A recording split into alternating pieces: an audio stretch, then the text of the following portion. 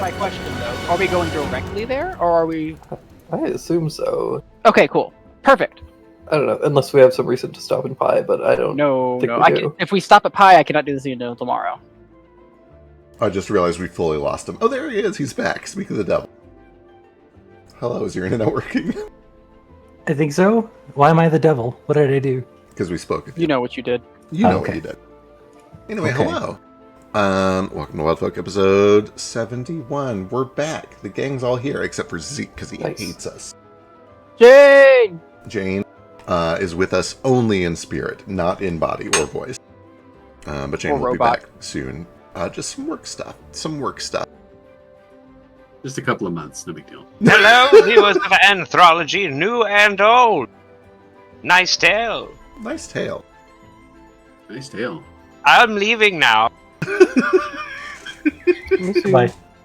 I'll be here in spirit. Yeah. When we left off, it was there was some shit going down. You guys robbed a place. You guys robbed a temple. Specifically, Tex robbed a place using the unwitting help of Fetch and Sketch, who were deliberately left in the dark on certain elements of the plan, but were able to help do their part all the same. They went in and traded a bunch of, or rather, a few chunks of moonstone. A chunk of moonstone found at... Sorry, I'm remembering everything that we did a month ago when we last played. At the Dragon. You have an enchanted set of armor that you were supposed to make a card for. You do, and I do have a card for you. Has anybody like taken the time to inspect that? I don't remember in PF2 how you identify something. Let me find out. Inspect what? Wrong character. I'm sure we already identified it. I recall us like figuring out what it does. But then you were like, I don't know what it does, so I'll tell you later. I thought you could use any magic stat to identify something, You can. but okay. You can use any magic stat to identify a magic item. So anybody that wants to... I mean, to be clear, it takes 10 minutes, and we should probably actually find out. You know what? You have this magic suit of armor. You have not had 10 minutes yet. We cut off right as you guys kind of escaped into this plane. So let's do a little thing. I have a question for Drake, but first I have a long-winded spiel to put this question into perspective. And then we'll figure out what you're doing, and then part of that will probably be figuring out what the armor is and what it does and what you guys do with it. Also, you guys have two slaves. We do. We have, yeah. We do. They don't have to follow us. They can go wherever they want in this magical world of in between. Is that true? Can they just wander? They don't have to stay with me. What happens if they just wander off? They go somewhere else. Do they just pop out when you pop out? When is the spell? Yeah, when I end the spell, it ends for everyone. So you. But what if they're like over the ocean? Yeah. Well, then don't go to the ocean. Right. Well, but they have to. But if they have to go over the ocean to go home, they can tell us that. Can we even cross the ocean in this form? No. You can swim in the form. There you go. You can swim across the ocean then. If they get like a really good rowboat, maybe. But like, can we just take them to where we have a bunch of gates so they could get to where they need to go easier than just randomly wandering into the void and hoping that they get there before we end the spell and don't die? No. Okay. Unacceptable.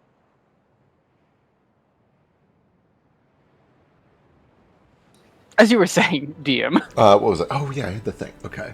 Your spiel. The thing we have to. We gotta reset. We gotta reset. This is a very different vibe than how we started this off.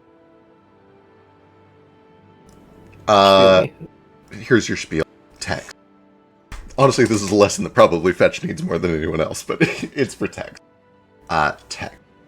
1 gold piece will buy you a week at a hostel. You will stay in shared sleeping quarters, where you have claim to one of a dozen simple wooden bunk beds.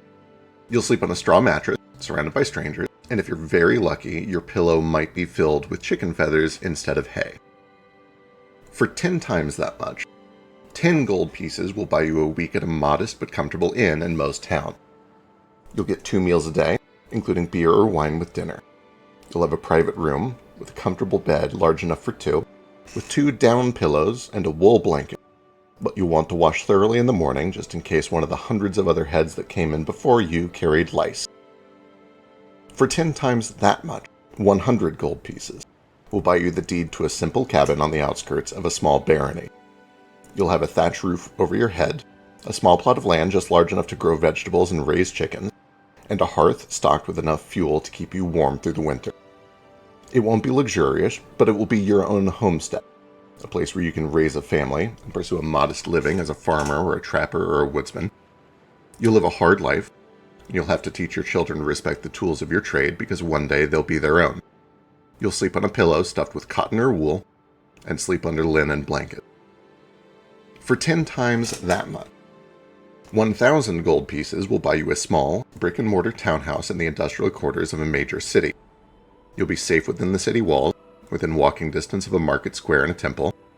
Instead of the smell of livestock and the sound of the wilderness, you'll fall asleep to the sound of cats fighting in the alleys and the smell of kilns and sewage in the streets. If you have children, they'll have a separate room that they can share. If not, you'll have a study. Instead of an outhouse, you'll have a bathroom. You'll have running water, a wood fire stove, and oil lamp. You'll live on the cusp of opportunity, slowly accumulating a modest reserve of savings with which your children may someday be able to start a business or pursue education. You'll sleep on pillows stuffed with down under quilted linen blankets. For 10 times that much, 10,000 gold pieces will buy you a large manor in the heart of a capital city's noble district. You'll be expected to attend social galas and banquets, but will otherwise be free to spend your time pursuing art, or literature, or games, or writing, or tournaments. You'll have enough spare rooms to comfortably house a dozen visiting friends or family, plus your servants and their families. Your children will each have their own room, and may pursue higher education if that pleases them.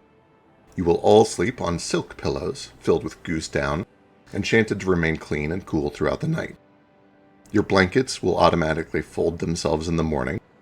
Your lights will be the clear, clean white of mage light, and if one of your waitstaff brings a louse into your estate, it will be shredded at a cellular level by warding enchantments placed around the foundation of the building by the city land mage. For 10 times that much, 100,000 gold pieces will buy you a castle and a small fiefdom.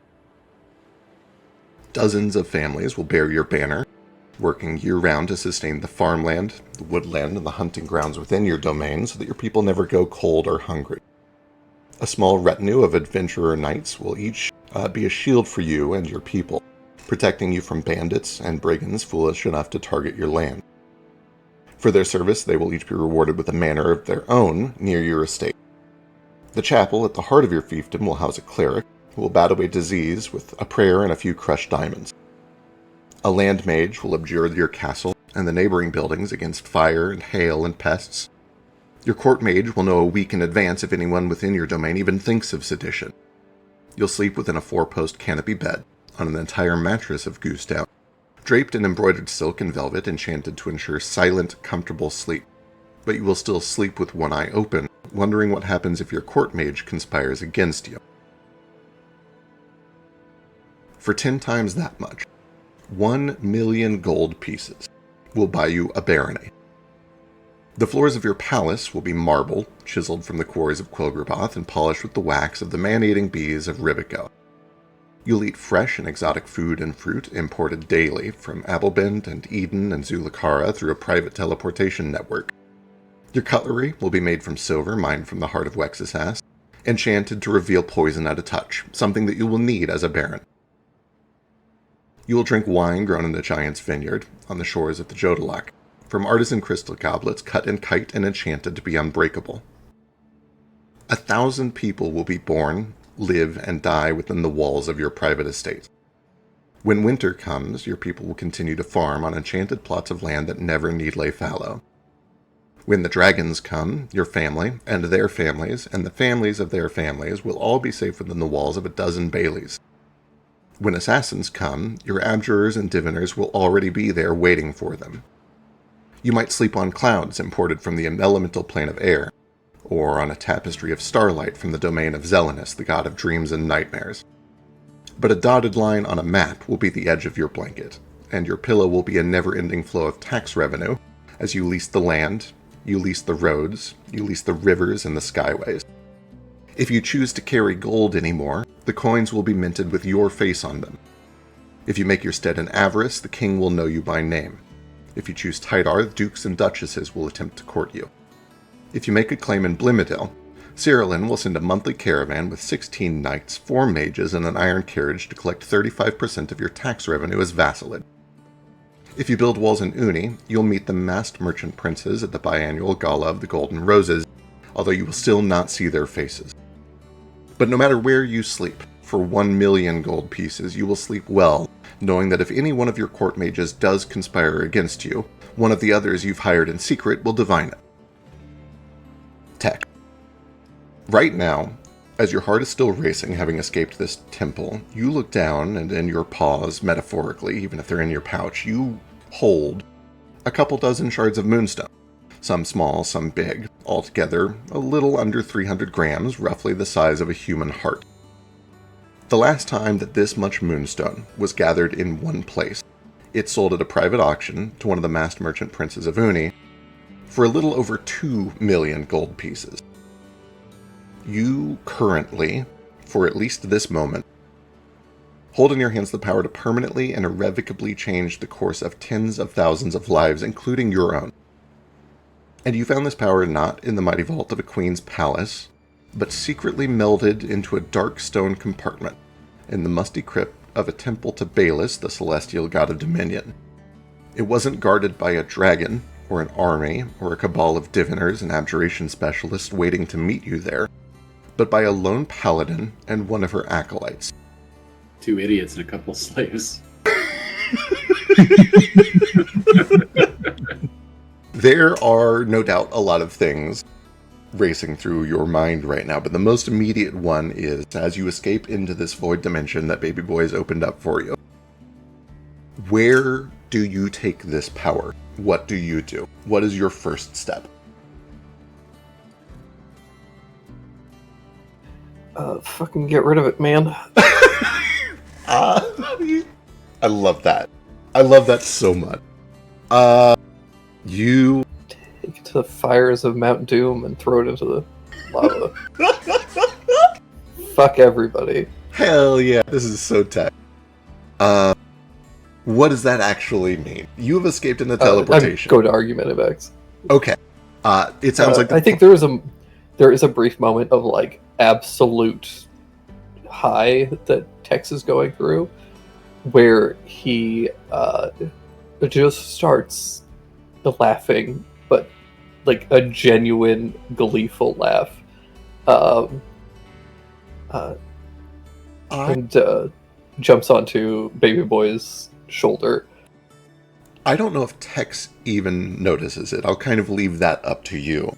But when Tex slips into this like manic fit of victorious laughter, this win, this high that he is riding, the green flames that sometimes emerge from him when he enters his demonic state swell behind his eyes, and the rest of you hear thousands of voices laugh alongside him, as if calling out from the souls that surround you in this plane that Baby Boy has taken you to, but older, like they've been riding along this whole time. Tex is not the only one laughing. Oh, the neat trick. How'd you do that? Oh right, I'm not a fucking yeah. cat You're in this like plane. Yeah, I just jump onto Baby Boy, not really realizing that I'm actually not a cat anymore. Huge, like I was gonna say, 7.5 foot, lanky ass demon thing. Yeah, you are taller than him now. No, I'm 10 not foot. By much. I'm 10 foot in this form. Oh, fair. Just kidding. Oh, perfect. Then yeah, I just climb up onto your 10-foot tall shoulder. I can't believe you actually pulled it off. Which part? Oh, the timing? It was perfect. You should have seen their faces. Oh, I wish I could have. What happened in there? I will go in and explain like the process. There was a hallway, followed them down. They had things sealed in some sort of like stone vault or something.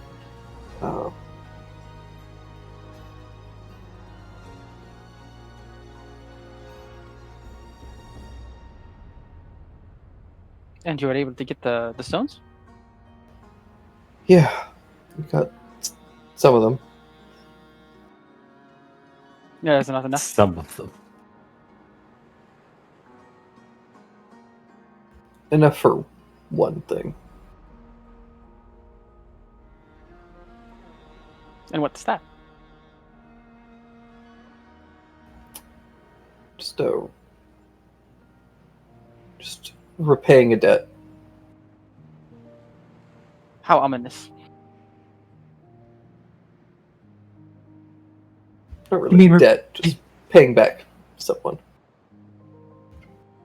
Are you gonna have enough left over to pay me back, or is that just lost cause at this point?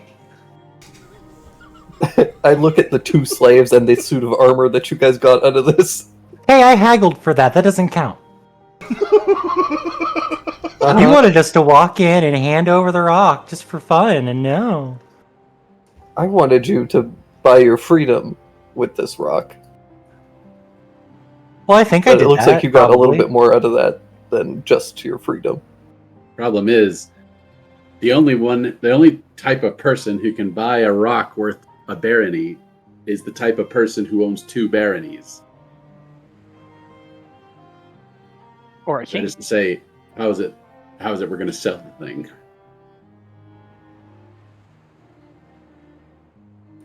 Not to mention, I don't know if that's necessarily fair payment. You say it's worth 2 million gold, whatever a million is.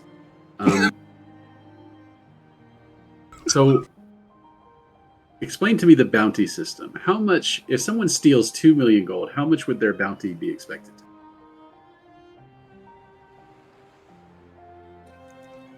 Well, I think it would have to be less than the 2 million, because otherwise they're not standing to get anything back if they just lost their money anyway. Whatever that value is, that's what we traded for this. Suit of armor and 2 slaves. Right? Sketch, with your new build, do you have underworld lore or any sort of criminal background? No. Totally fair. Carry on. Unless circus lore counts as No, they're probably like tangential, but not. Right.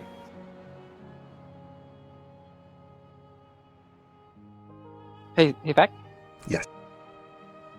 How much would 1,600 gold worth of moonstone be? Like, how big is that? 1,600. Let me double check.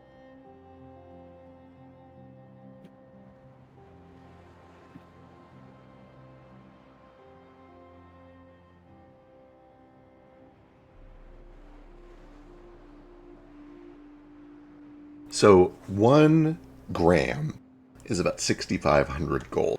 So you'd be How many looking, American Eagles is that, though? Sorry, let me calculate this in football fields real quick. Sorry, continue. You're good. The point of what I'm about to tell you is that it would be about 1/4 of a gram or less, something in that ballpark. In other words, less than like 1,000th of the gold that he has there, less than 0.1%.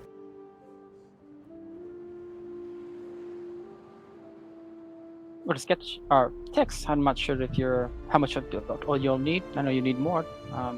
I need just a wee bit. About half a gram. Is that what you said? 1,000. Quarter of a gram, basically. Quarter of a gram. But I understand if you need deferred payment. Well, after I'm done returning what I took, then you can have whatever's left over.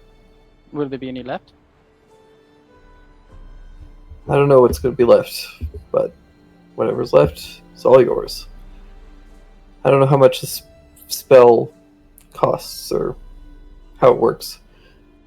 Do you know what spell it is? Some kind of resurrection. With the ritual research I did, do I know how much a resurrection ritual would require? Yeah, you rolled incredibly well. It was a natural 20 for like 30 something, if I remember correctly. You know that in order to bring somebody who's been dead for hundreds of years back from nothing, not even like a piece of their body, it takes about 300 grams. It takes about the size of a human heart. If you're working with something either a part of their body or they were killed more recently, that can get cheaper, not by much. You think that on the low end, to truly bring somebody back to life with like the best possible circumstances outside of like a revivify or something you do at the moment of death. Yeah. But if you had like a day-old corpse and you were trying to bring a day-old corpse back to life, it would probably take something in the ballpark of 200 to 250 grams of moonstone. So, about 2/3 of what he's got. Yeah. Oh. Oh, of what he has. Of what he has total. Well, if it's the, I guess it depends on the state of who needs to be resurrected. If it's like a super fresh corpse, it could be about 2/3 of what you have. If it's someone who's been dead for a few hundred years and they do not have anything of them, it'll need a heart-sized piece. Kind of depends on what magic defines as fresh. Could you elaborate? I guess you probably wish to speak to our giving next witness. Like, walking around seems pretty fresh to me. Like an undead? Like an undead. Yeah. Wait, like an undead? They're a werewolf that's undead? Like no, like is moss. a moss. Oh, okay. So like Foster, but kinda. Yeah, Foster is a like an undead. So Okay. someone like Foster? Yeah. If theoretically he was trying to bring Foster back to life. I guess Foster's also been dead for a few hundred years. Theoretically, if you're trying to bring Foster back to life, it would be very near the maximum. There would still be a bit of a discount because undeath does bring a small portion of the soul back to reanimate. That is the difference between simply casting animate objects and a bunch of bones and necromancy. Necromancy robs the soul back from the afterlife to the mortal plane and binds a small portion of it to the mortal plane in their old body. And because of that, trying to bring the rest of their soul back is technically a little easier because souls are made up of sympathy, and sympathy is drawn towards like sympathy. Theoretically, bringing an undead back to life is slightly easier than bringing a corpse back to life. I will explain that in like the most textbook way possible, but like not in real life. Right.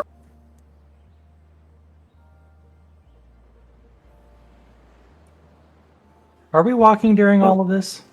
I assume so. Yeah. Heading towards Argumentavex. Let's go find out how much is left. Sketch, what do you plan to do with your new friends? If they wish, they could go wherever they want. We have X amount of hours before we get there, so they'll have that exact amount of time, according to Jane, to get to where they're going. I think it'd just be easier if they came with us and used the gates so they don't have to worry about math. I mean, no offense, but I'm assuming they haven't been taught math because, that wasn't exactly on the docket for me. I was a Legion commander in the war in Yarkyan Terrace. I can count. We could also just ask them and see what they want. Well, they weren't talking until now, so we can ask them, yeah. I didn't realize I was about to be free. That is what's happening, is it not? Yeah. If I don't get hungry. I don't know, maybe we should think about this. What do you mean, think about it? There's nothing to think about. They don't... I bought them. We're gonna have a very substantial bounty on our heads pretty soon, and I think these two gentlemen are gonna be in dire need of some reward money. Not to say that they're going to come after us, but they could sell the information about where we're going and what we look like. That's very true. I won't. And they'd be stupid not to. Yeah, I won't. No, you'd be stupid not to. Okay. Oops, I'm stupid. Do you want me to? Well, no, but even if if I made you swear not to, you would still do it. It would be meaningless.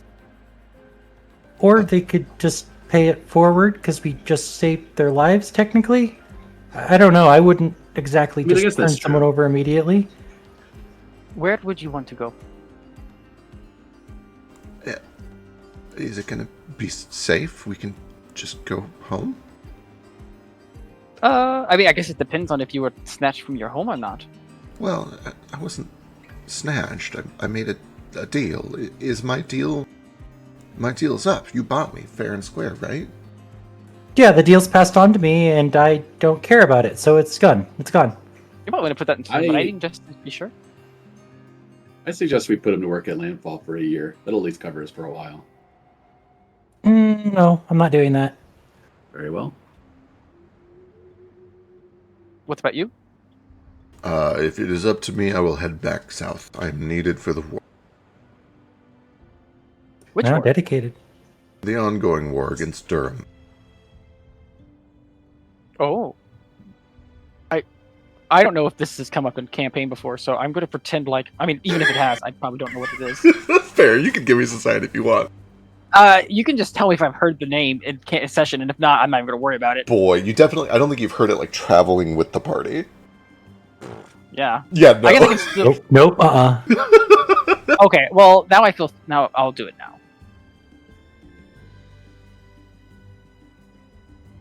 Yeah. You guys probably know that Durham is a country. Even on your Natural One sketch, you know that the bear that you used to work with at the mines said something about Durham once. You can't remember if he's from Durham or if he's fighting Durham. You know that he's from around there, though. But that's it. Like, you don't know anything about this. I opt to know absolutely nothing. This is the first time I've ever heard of this place. Perfect. Excellent.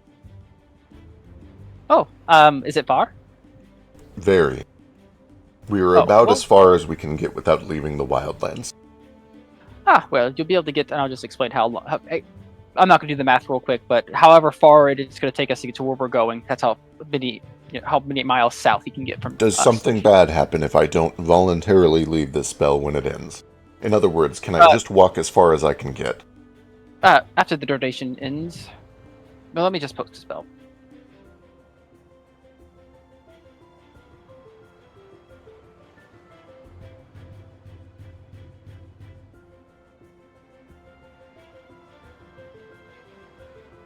Doesn't really specify. I assume that it's not going to shunt them out into obvious danger unless they are like over the ocean and they set themselves up for that. And it doesn't say when you dismiss it. It doesn't say you and your target. It just says you. Yeah, I mean at the very. Oh wait, yeah, I see what you're saying. Yeah. So it might allow him to just keep going. That's up to you though. I'm into it. I'll allow it. I'll say that if somebody branches off, they're just stuck in there for the full 8 hours and then they pop out. Okay. Yeah, you'll be in there for 8 hours, so... Here, I'll hand him some rations. You probably don't need these. Oh, also, I'll hand both of them 10 platinum apiece. The human looks incredulous. The orc does not bat an eye. He takes it and holds out his wrist for you to unlock the shackles on them. Yeah, I'll do that. There you go. He looks over to the man and, like, pushes him forward. Come on, don't be a coward. This is the best opportunity you're going to get. And he, like, slowly starts to raise his wrists. And do be careful. If they remember that they sold you, they might go looking for your house if they know that you might return there. But who knows, maybe they won't think so. Perhaps not. They can fight me if they would like to try. I'm going to walk for 8 hours and see how far I get. It has been nice speaking to you. I hope that I never see you again. And the orc starts to just walk off. Yeesh. You're welcome, I guess.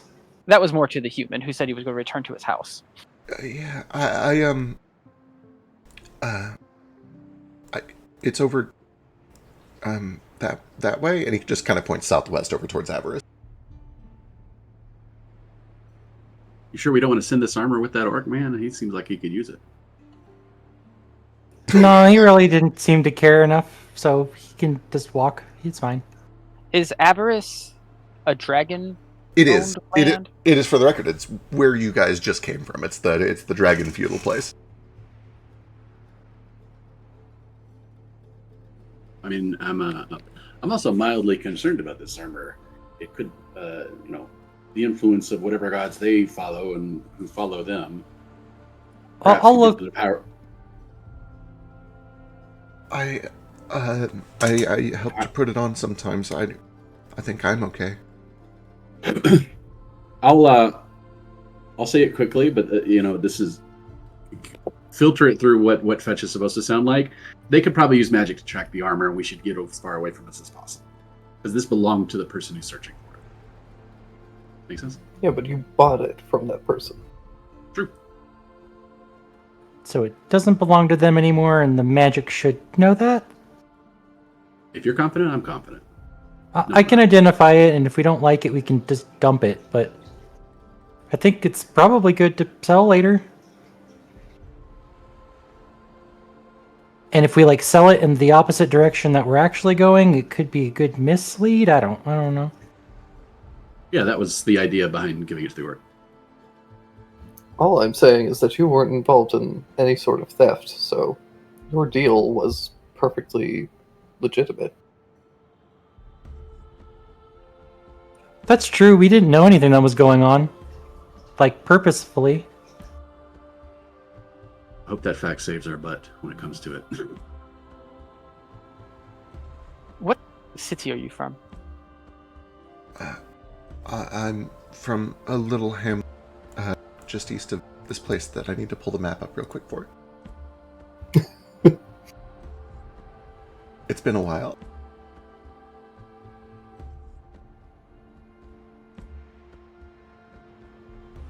Where the fuck is it? Found it.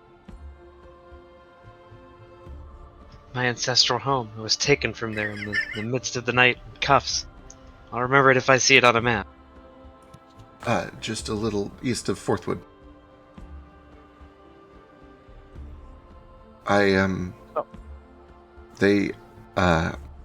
My daughter got very sick and they healed her in exchange for...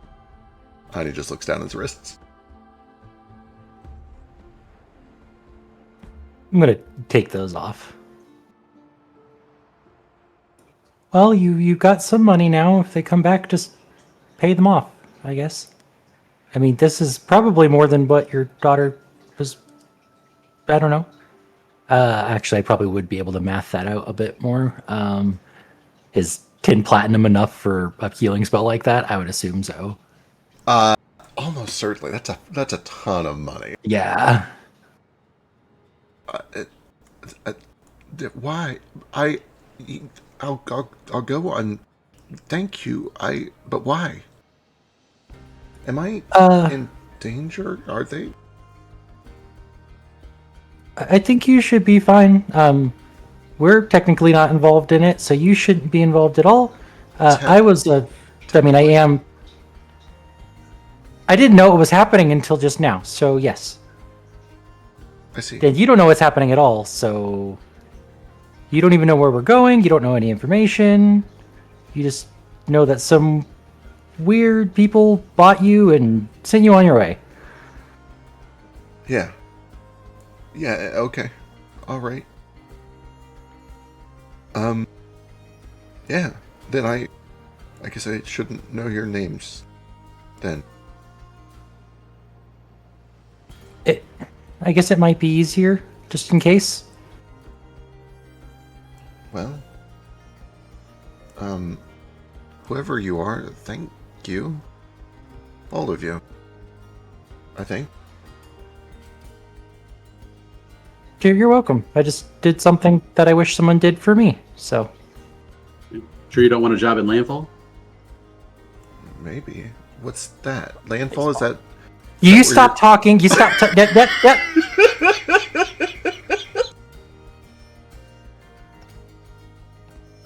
I think we've said more than we should already. I mean, unless you don't want to go home, I guess you don't have to. No, I won't. It's only been a year. She might still be there. Oh, and if it's possible, it might even be a good idea to just, take your daughter and go elsewhere. Right. Depending on if you like the country or not. It's fine enough, I guess. I don't know where I'd go. Somewhere warm, maybe? Like the tropics? Like a nice island? Yeah, maybe. Beach and mimosas? Mimosas?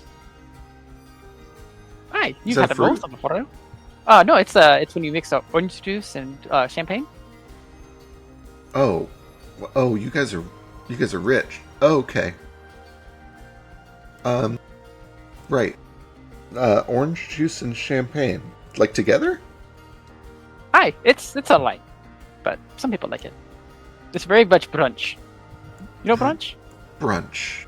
Yeah, it's like in between breakfast and it lunch. Sounds like, yeah, like lunch, but earlier. Brunch, breakfast, lunch. Okay. Okay, that's a rich people thing. Yeah, I miss brunch. Right. You said I have 8 hours? Aye. He kind of like looks over all of your shoulders and you can see his house, like, you know, a couple minutes west. Oh, what was that text? It's probably closer to like, 7.5. Oh, yeah, true, fair. Which, I mean, for him, it doesn't matter, because, he's just walking like 10 feet. Yeah, and then sitting there for 7 hours. Okay. I'm really gonna walk away now. And you're gonna let me. Actually, it's really awkward, because we also have to walk that direction a little bit. So, like, we could say goodbye now, but it's going to be super awkward. Okay. But yes, to your question. Yeah, I'm gonna walk this way and you can walk with me. Okay.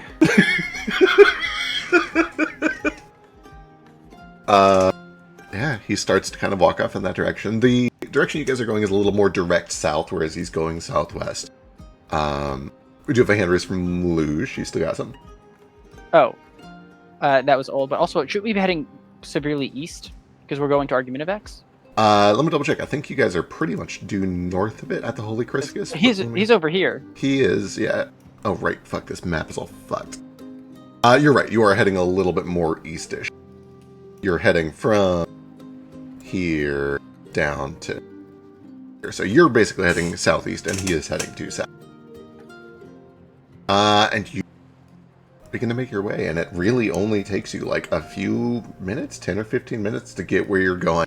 At some point, he starts to kind of veer off, and you can almost see like the hair standing on the back of his neck when he does. Like he's expecting something to go wrong at every step. He keeps waiting for the other foot to drop. And it never does. And eventually, he gets far enough away that you kind of lose sight of him. And that leaves the 5 of you, Jane with a book in tow, and you with Moonstone and armor.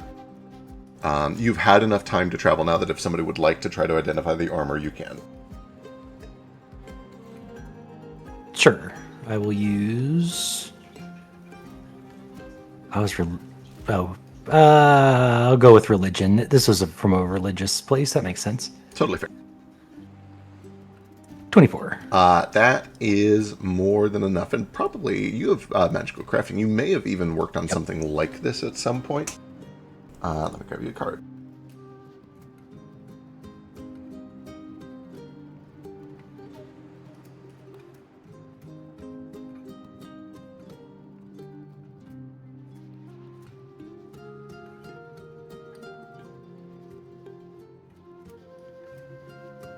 Oh, there's a lot in party loot. There is. Where did I put it? Hang on. There it is. Nope.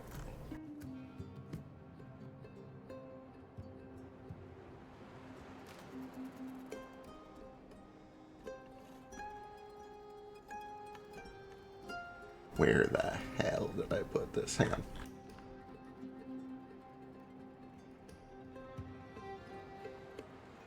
Found it.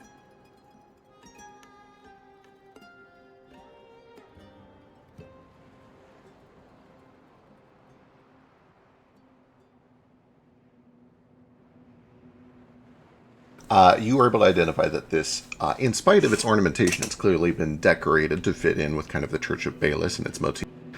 The spikes, the red painted plate, the chain, it is essentially just a pretty standard set of sentinel plate. It is based on bastion plate, which means it's very, very slow. It's very heavy. It's very defensive. You can kind of like lock yourself into place to get a bonus against melee attacks while you're wearing it. But it is enchanted with a ton of magic. When you are attuned to it and wearing it, you gain life sense to a range of 10 feet. You get a status bonus to perception checks. You're able to cast True Sight once a day. You're able to cast Alarm at will. Just a bunch of things that are useful when you are on guard, when you are standing watch while wearing the arm. And let me get a price. I see it did not carry the price over for some reason. It's pretty neat. Oh, while you're getting that, would it be possible for me to modify it so it's not as obviously the same set? Sort of. The appearance of it is not illusory. It was crafted like this, which means you would essentially be recrafting a suit of plate armor, which is a process that normally takes about 2.5 years. Gross. Yeah, but like theoretically, if you were just trying to do a quick kind of like a repaint slap job to get it to pass, you could do that in a couple weeks. Okay. You could like shave down the spikes, you could repaint it, you could like sand off all the red paint and paint it some other color. And because the underlying armor is kind of standard, like you could resell it pretty quickly and have it off of your hands and make some good money from it. Hand raise from Lush, what you got? Can we also get an identification on the mirror? On the mirror. The mirror that was in his side study that we swiped because it was recording. Oh, yeah, absolutely. I did not get a card for this, but essentially, it is a mirror that detects motion, and when it senses any motion anywhere that it can see, it like records an illusory projection of it that anybody can play back at any time. And it stores up to, we'll say it stores up to 24 hours of video, essentially, before the oldest videos start getting deleted. Okay, I'm going to start watching too to see what argument or to see what Baronectovax was doing in there. Hell yeah, absolutely. You begin doing that as you walk. And it's like with 24 hours of time, you can sit here and watch every single second of this video to scrub through and look for interesting bits quickly during your travels. Give me a perception check.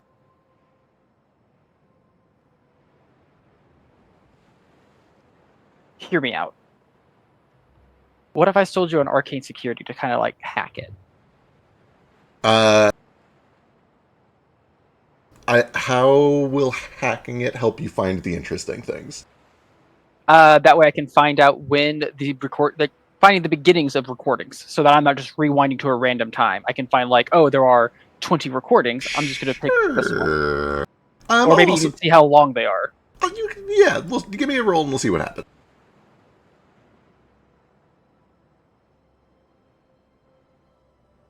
If that's a failure, let me know and I'll do my cognitive crossover.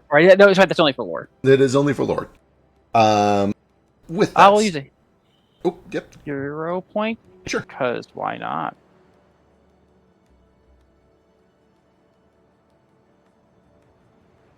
Much better. Much better. You begin to kind of do a little quick scrubbing, and again, you'll need to sit down with this for a long time to get all of the juice out of it. But in a quick scrub as you are traveling, the most interesting that you find is not too terribly long ago. You see that he's kind of muttering to himself as he's working. A lot of the time, he's like not even talking. He's just alone in his study doing work, right? So you have to kind of like study his hand motions and try to deduce what he's working on from what's visible in the mirror. I have a thing that might help with that then. What you got? I have... let me find it.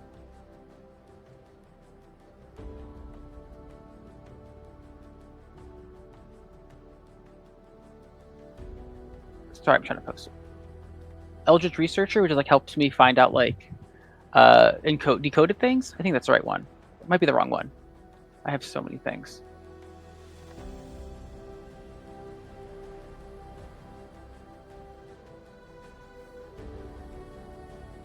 No, that's the wrong one, I think.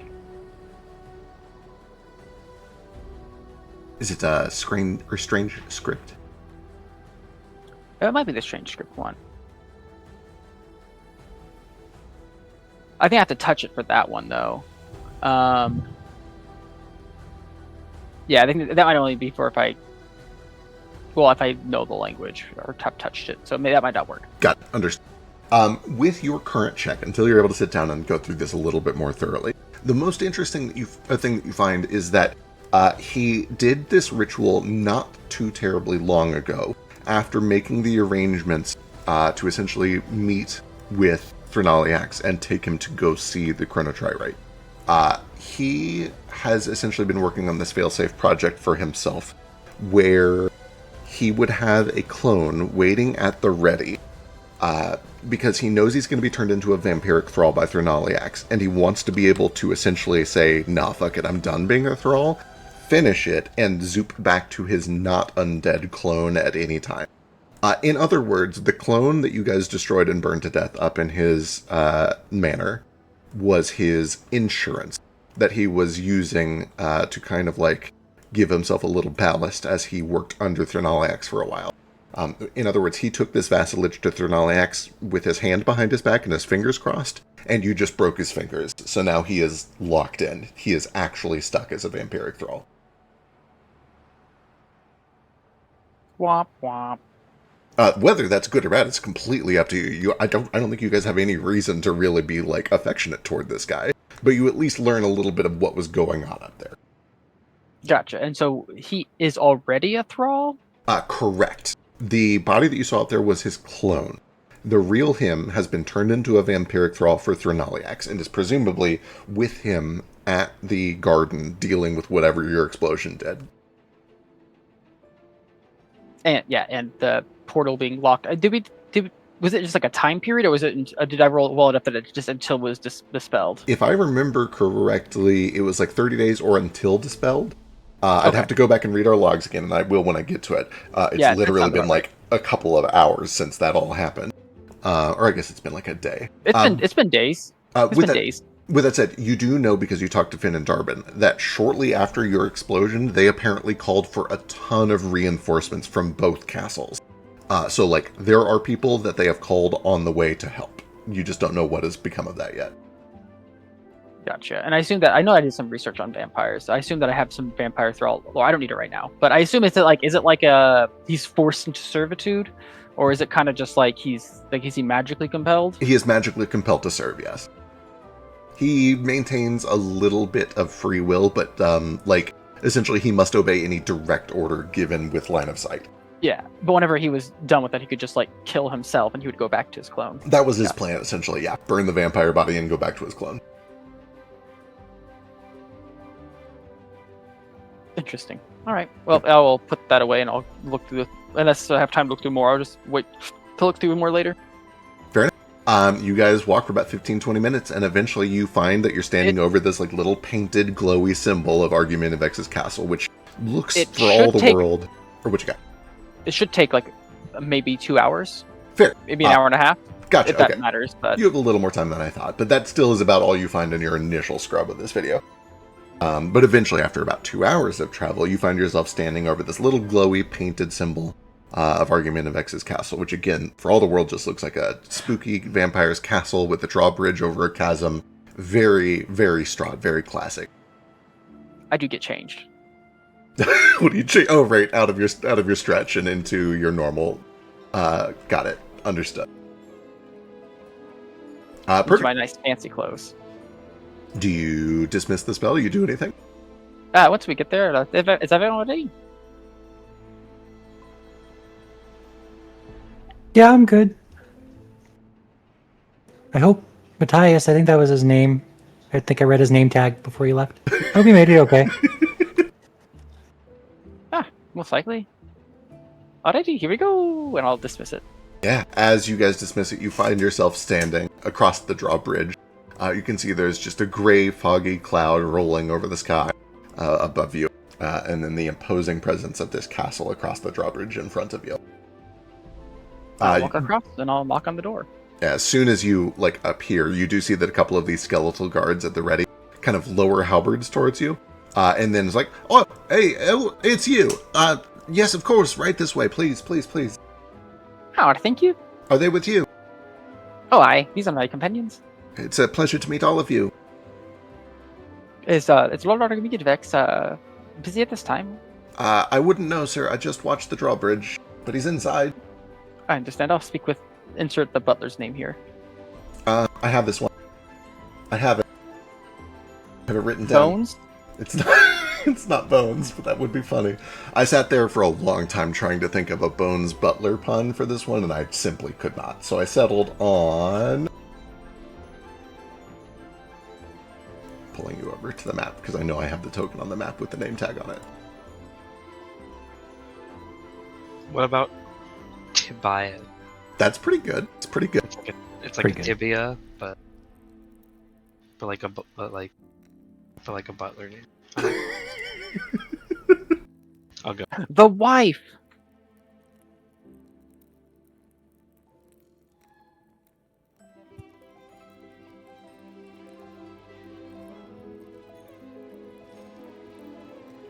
I don't see a butler.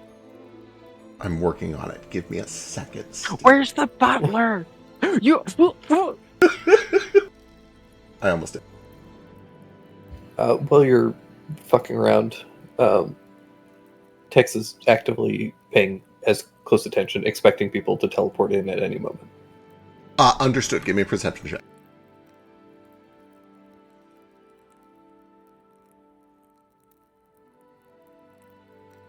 Surprise! We bought an army.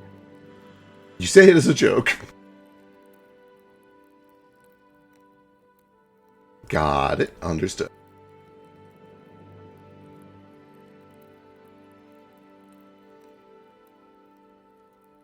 As you step through the door, ready to throw fists at any moment. absolutely. I assume you are on edge, and frankly, rightly so.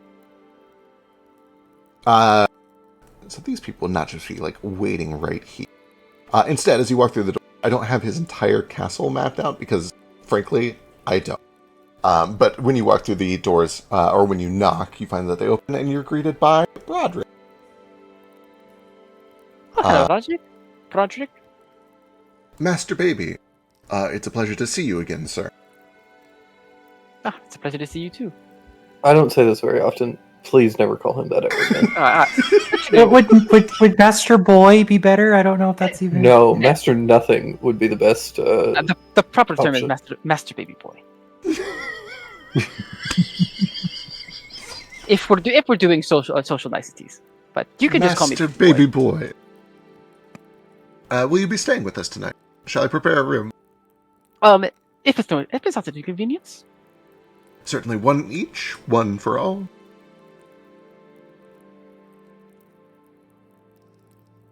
Well, whatever is least inconvenient for you.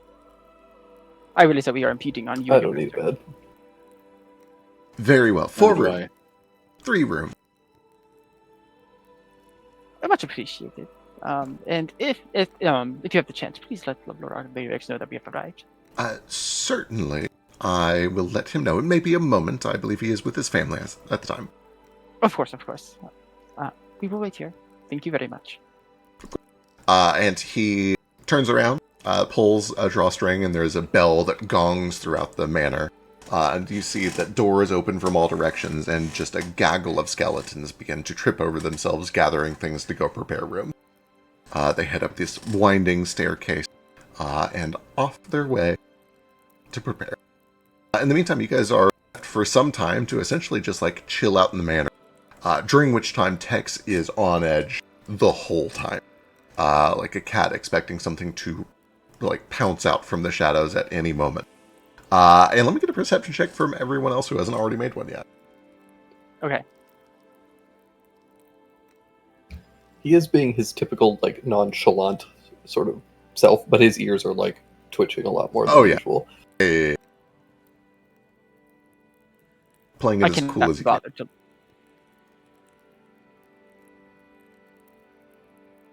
Do Sketch or Mare have the ability to sense or see invisible things? I do. I can smell them. But your name isn't Sketch. Well, I also forgot you could smell. I need to search my soul for a moment and see if this thing makes a smell. But I also didn't roll a perception. Let me go ahead and do that. Oh, that was stealth. Yeah, I see.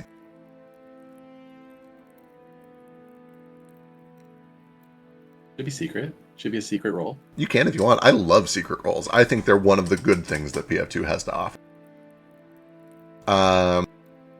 It's not really a PS2 thing. It's a Foundry thing, right? No, it's a hard coded than the PF2 rules thing. Wait, well, I mean, I'm sure Foundry probably way. could do it for 5e. Yeah, I'm sure. Yeah, you can do secret rolls. In fact, the DMG for 5th edition D&D like recommends that certain rolls be secret. Does it? I'm sure it does. I don't think it does. Anyway, this is a conversation for another time. Either way, regardless of where they come from, I love secret roll. You guys all kind of just sit and chill for a little while, waiting for either your rooms to be ready or for Argumentavex to come out here, whichever comes first.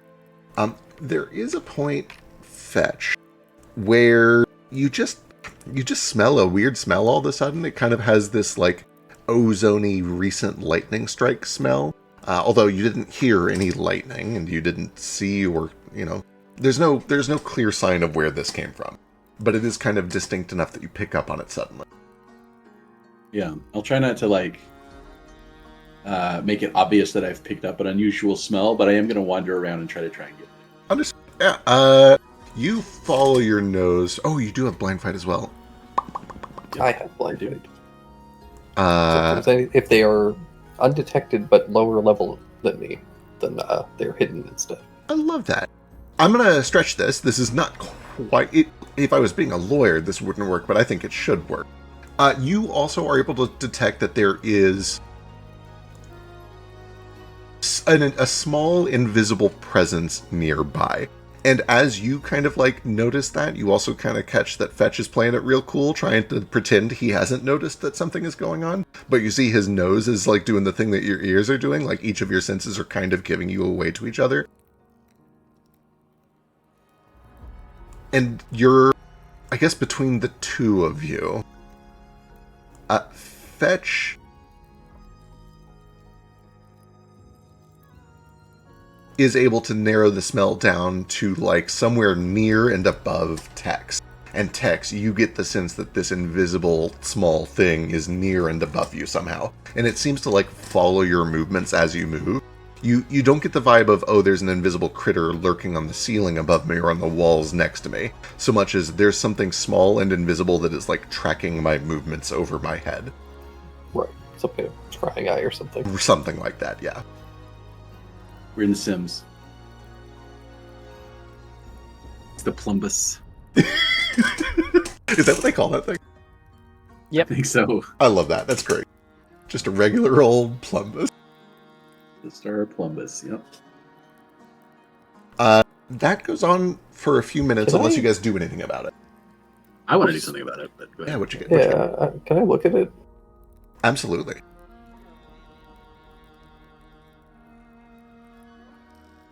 I love that. Give me an intimidation check. Do you do anything in particular with this, or is it just kind of a mean glare? I think I just look up at it and try and catch its eye, or presumably the eye of whoever might be looking through this thing. Right. Understood. Just the knowledge that I am aware that it is here. Right.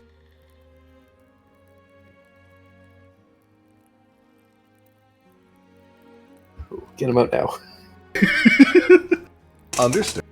And then while you're doing that, what is Fetch doing? So do I get this? I get the sense that there's an invisible sensor floating over multiples of us, right? Yeah, Everybody you do a little spell casting, right? I don't know how familiar you are with divination, but you can at least smell magic over text. That's unfamiliar to you. It's not anybody here's magic. But not over my head or Jane's head, or right? Text. Okay. I'm gonna wander over here next to Tex. I'm gonna stretch. Stretch. I'm so sore from walking in the air and with my arms above my head and the invisible sensor approximately between where my hands are. I'm going to turn my arms into a taser and shocking grasp the thing. Hell yeah. Give me a roll.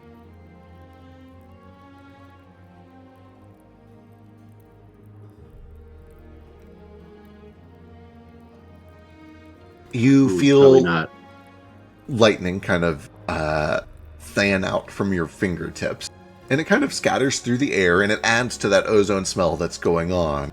And it makes it a little hard for a second to really tell if it's still there or not, since you're relying entirely on that sense of smell that you've kind of obscured with more lightning.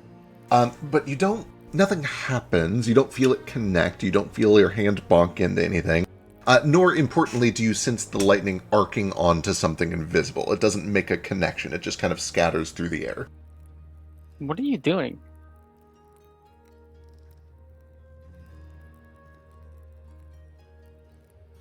Let's see. So it's immune to the attack, or it can't be affected by the attack, or like it succeeds on the roll to be obscured, or the vibe you got is that there's nothing physical for it to connect to. oh, okay. I'll just shake my hands out. Oh, nothing. Just that came out weird. Little hiccup. It's about this time that you. Are the two of them acting weird at all? Like, obviously, like I meta know what's going on, but I'm trying to, like, are they giving off enough obviousness that like Baby Boy can pick up what's going on after just shocking the air, glaring into the air? Certainly seems a little weird. I guess if you guys really want to play it cool, you can give me deception checks, or we can just say that Baby Boy picks up. It's kind of up to you. Well, I'm gonna like conspicuously go into this corner and like glance at Baby Boy like a bunch of times, really weird like. There you go. I'll like look at you. Okay, now I'll glance at the floor in front of my feet a couple times. Okay, I'll walk over. Okay. And now I'll try to, without words, communicate that there's an invisible fairy floating over Tex. How about that? Turn around. That sounds like a deception roll. Right. It's a lot more like weird glancing. Yeah. You're not sure glancing? it's he might be trying to communicate something to you about Tex, or he might be having a seizure. But you're glancing above Tex. Tex is also glancing above him. Yeah, pretty much. I'm gonna make a roll, and I'm gonna determine high he can pick up on on doing something, and low Sure. you guys are being weird. Sure. I don't know what I would roll for that. Maybe an intelligence check. If it was 5e, I'd call it insight, and in PF2, the closest thing is perception. Yeah, but I'm not good at that. Well, all right, okay. Which I think is stupid. That perception can only be tied to one thing. I You could can see be perceptive. diplomacy. If we're going like the social route, I could see this as a diplomacy roll. I am better at diplomacy. There you go.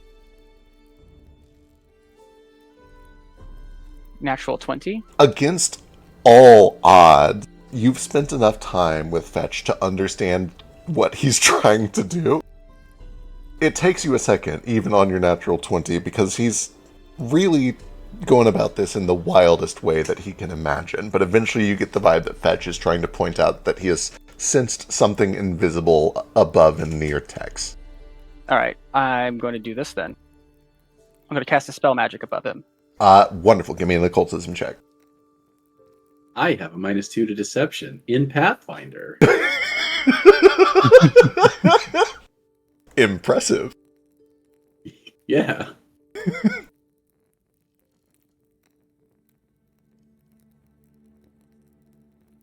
Oh, that's close enough that I have to check the DC. Give me a sec. Yeah, unfortunately, I don't know if I have a way to buff that. I would have used my hero point.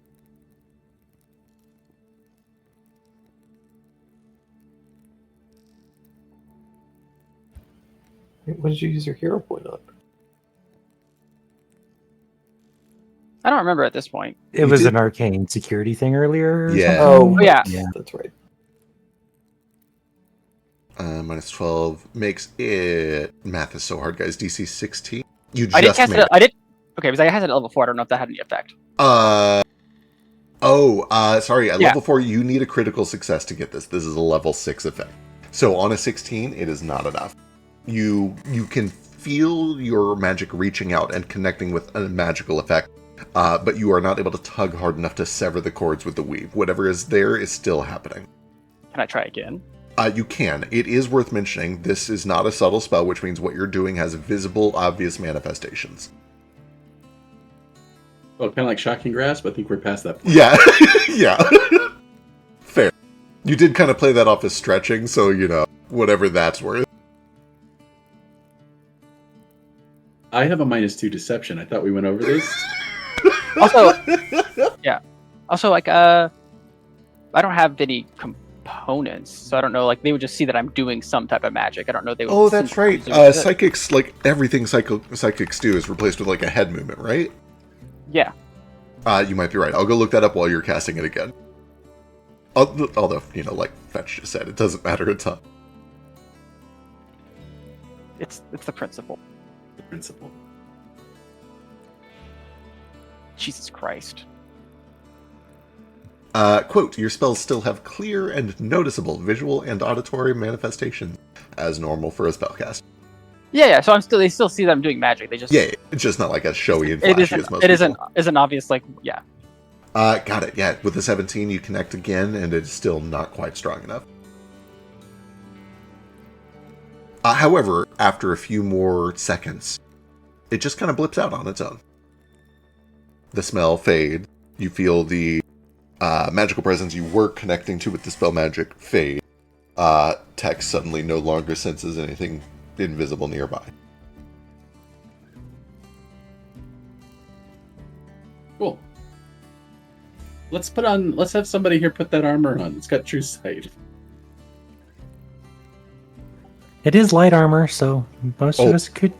That is not true.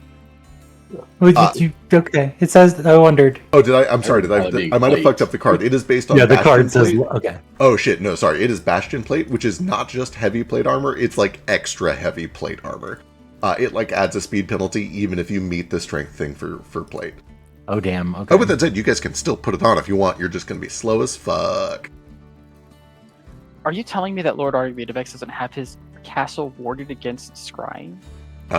It seems not. At least not here. Shaking my damn head. Bear in mind, all the dragons of this world are only like level 10, so. That is kind of true. Dragons are like 10 to 15 range in PF2, I think. Also, it's PF2, so nobody's allowed to do anything, not even the dragons.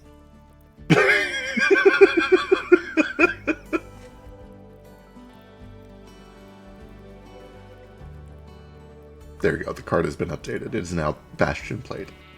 Thank you. Uh-huh. It has money too. Hooray. Does. It's expensive.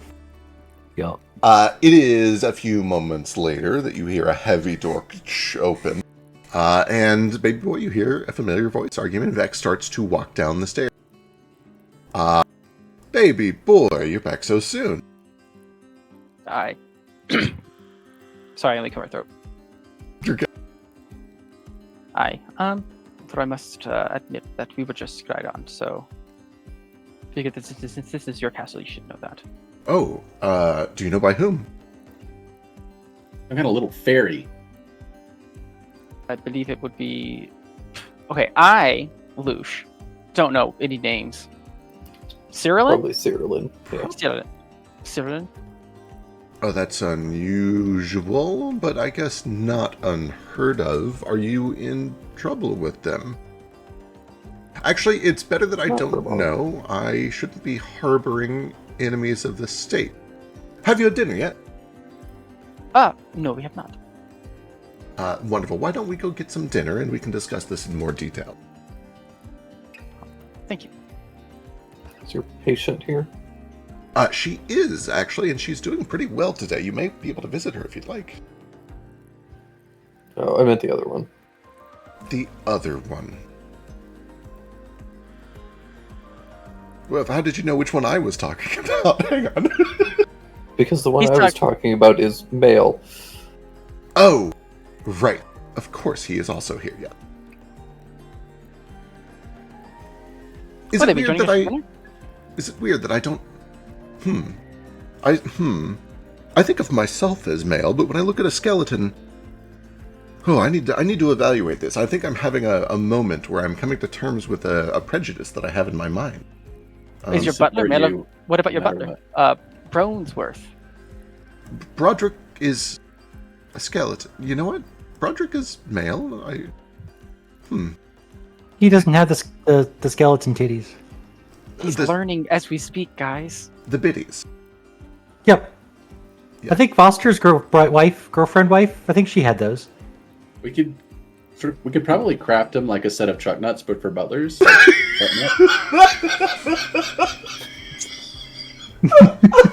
Fetch, do you know how to make butt Truly nuts? terrible. That is one of the worst things that I've ever heard. So you want me to sculpt some testicles and then tie them to a skeleton? If they appreciate What it. a wonderful use of your crafting talents. Yeah.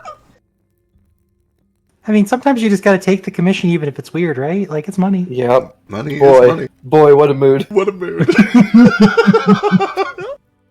I went Shortly, to college, guys. I have an art degree. amen.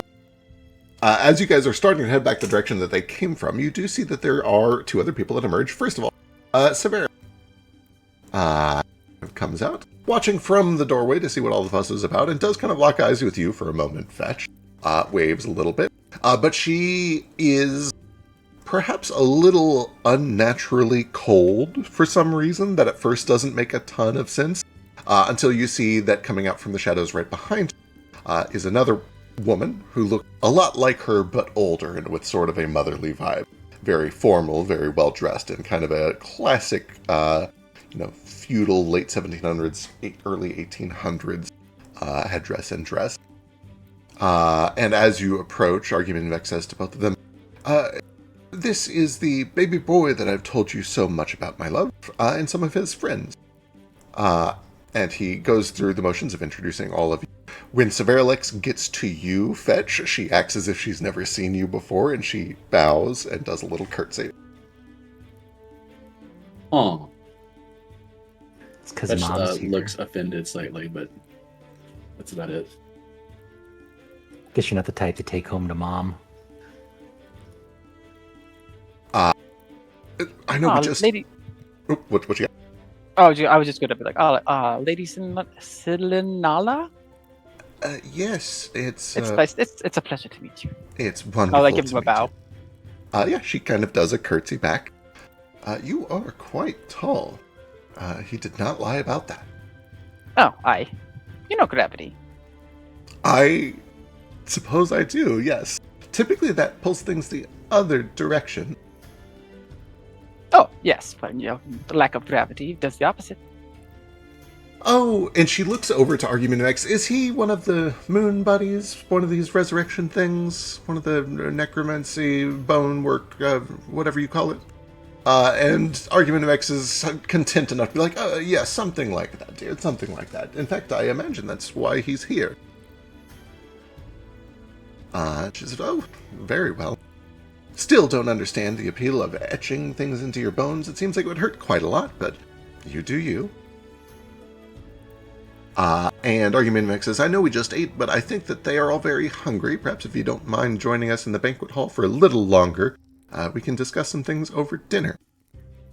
That'd be much appreciated. Thank you, Lord Argumentex. As everyone kind of shuffles in, he closes the door, reaches behind a curtain, pulls a metal hook on a rope, and there's a boo that kind of wipes over the room. It's like, okay, what's going on with Cyrillin? They're just watching me. Any reason in particular? No, not at all. But I do have the reagents that you need. You see wheels turn in his head for a moment, and he's like, I see. That's impressive. You have them. You have them right here on your person. Not exactly right here, but he'll, out of his shadow, he'll toss the little shards of moonstone for a bit, and then they fall and sink back into the shadow. You watch as behind him, Severalex and Selenala are kind of just like, oh, cool magic trinkets or whatever. Argumentex looks like he has seen the face of God. He is stunned. He is speechless. And when he finally is able to recapture some of his words, he quietly just kind of whispers, I can't believe this is the first you've been scryed on. How long? 30 minutes. Okay, you should not leave this room or my laboratory or my parlor for some time. We have a lot to discuss. You intend to use them. How long is it going to take? Okay, you intend to use them. It could be, oh my goodness, with days. It will be measured in days. I'm guessing between 3 and 7, depending on how things go. A lot of Arcanine backs. Yes. Try and make it 3 then, and I'll pass him the moonstones. Oh my god, he is like so cautious as he tries to catch them and not let them drop. He babies them like they are a newborn child. I may be able to help speed it up. I, in fact, have the efficient rituals feat. Yes, of course. Certainly, I could use your assistance. The truth of the matter is that the point of these reagents is that they make everything kind of easy. But nonetheless, the more people we have present, the better. If for nothing else, apart from academic posterity, you understand this is a once-in-a-lifetime... May I take notes? Is this a secret? Do I need to be hush-hush about this? He's going to be walking around. I suppose it can't be a secret for that long. As long as you can make it work, I don't care what notes you take or who you tell. Right. Okay. Well, are you actually hungry? I mean, I think what time we did this in the morning? It's like probably lunchtime. It's probably like noonish, yeah, lunchtime. I could eat the bite, but like I could also postpone if we are to. No. Of course. I'm sorry. Let's eat. Yes, let's eat. And you see that he goes back down and he sits down at the head of the table, and a bunch of these bone butlers start carrying out more food, and he is sitting there, like knee rocking under the table, arms folded, like just watching you eat with the most impatience you've ever seen an elderly dragon have in his entire life. I could eat faster, but it would be quite rude. No, please take your time. This is going to be a process that will take days. What's a few more minutes, right? Yeah, baby boy does have 3 plates in front of him, though, like... No, I insist. This is not something we should rush. And they do bring out, essentially, a second round of a 5-course meal for all of you. You guys have whatever you want. They have several types of fowl. They have goat. They have a bunch of, like, different vegetables and salads. They do bring out a dessert at one point, which is kind of just like a creme brulee. But eventually, when this pageantry is done and you guys have had your fill, he says, well, whenever you're ready, I will make sure that the study is secure and we can begin. Fetch is hoarding all the creme brulee because he thinks it's dessert gravy. He's not entirely wrong. Yeah. Okay, you gotta share. I want one. Okay, you need one. Okay. You're gonna get fat if you eat all of those. No one's ever heard of or seen a fat cheetah. I'll shapeshift back into a cat. I'm just joking.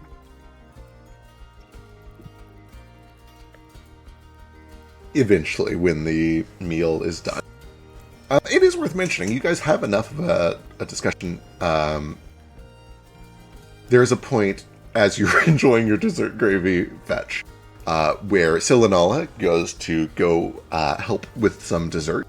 She goes to fetch a cake that she has been working on, apparently, and saving for a special occasion.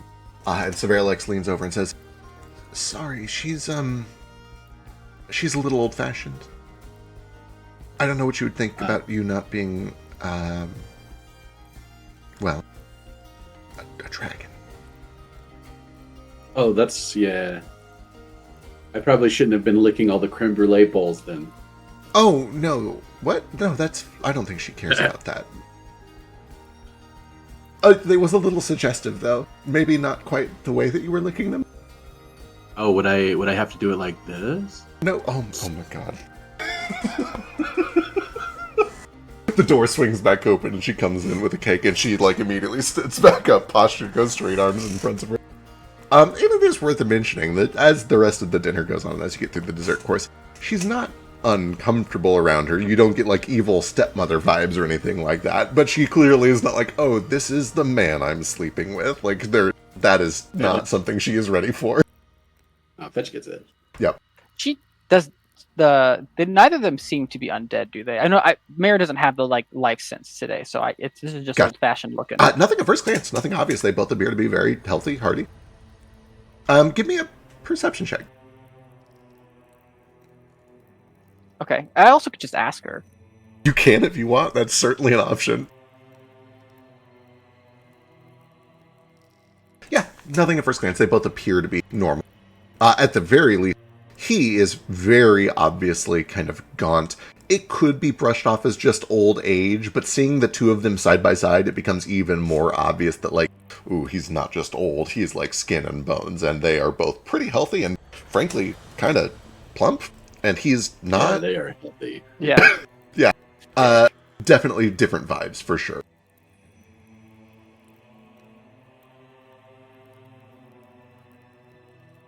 My lady, do you guys have like a lab coat I could wear? A lab coat. And she looks over to Argumentamex. Oh, yes, I have a couple of spares. You're very welcome to wear one if you'd like. Oh, I've always wanted to be a mad scientist. Well, that is actually kind of a harmful stereotype. Alchemy is a very precise... and at this point, Severalex is also like, you really don't want to do that. Chemicals are very technical. You don't want to mix things in the wrong proportion. Oh, no. I just like the look. I wasn't going to like start mixing potions. That's dangerous and crazy.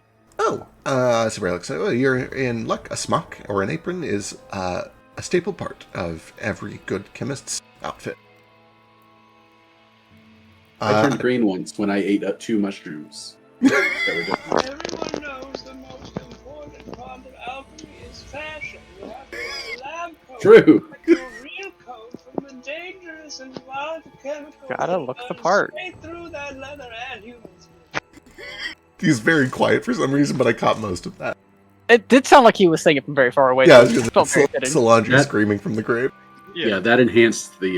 Yeah. That was the idea. I wanted it to sound like just the ancient words. Hell yeah. All right, Lord Arminius, are you ready to get started? Yeah. So eventually you guys are able to get all situated. Severalex and Silenala do go off to attend to their duties in the castle, whatever those are. They don't really make it super clear. Severalex kind of looks back to you, Fetch, and gives a nod, like she'll catch up with you at some... and they go off on their... She'll find your bedroom. Argumentamex takes you all to the lounge. You guys are welcome to stay here. It is like the dining area. Warded. You will not be scryed on. It's relatively safe. Nobody should be able to teleport in or out. That's also true of the laboratory. You may come and go as you please. All I ask is that if you come into the laboratory, please announce yourselves. Don't sneak up on me. My hearing is not great. And if you startle me during this process, I might drop something, and I would hate to do that. You mean that it's warded now, or it's always been warded? As nearly as long as the castle has been here. It was one of the first things I did after moving in. Well, it's not warded against scrying anymore.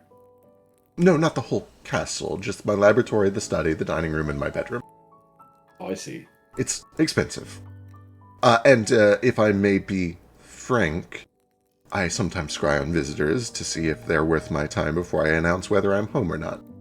Oh, that was you. Oh. Well, you should have just said so. No, to be clear, that was not me this time. Okay, Frank.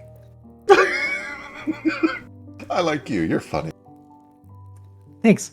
Anyway, this process, again, is not terribly difficult. It will take a long time.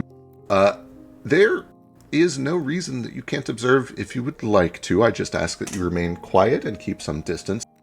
It's once in a lifetime. The last time that it happened, there are rumors that the goddess herself came to Earth to watch. Yes, I'm gonna go prepare myself. I can't be dressed like this. I'll be right back. Do you need access at the hands? If you... Not for the... maybe not for the dressing part? Yeah. No. The Yeah. laboratory. But yes, no, lab coat, of course. I think he heads into this... Yeah, I realized I said that like follow. after. What's that tech? I follow and stay close to him. Yeah, absolutely. Is this room to the laboratory? This is the laboratory, and also I need to bring in some people. The first and most obvious one. They're gone now. Nobody's looking. Okay, I saved you some bowls to lick. Here you go.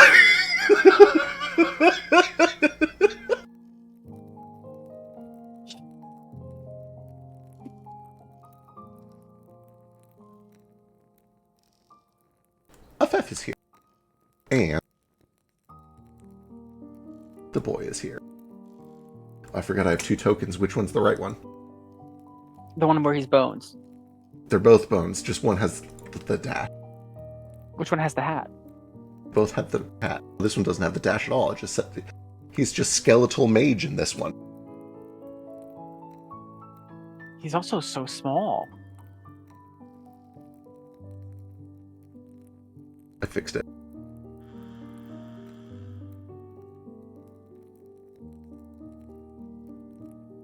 I will wave at that.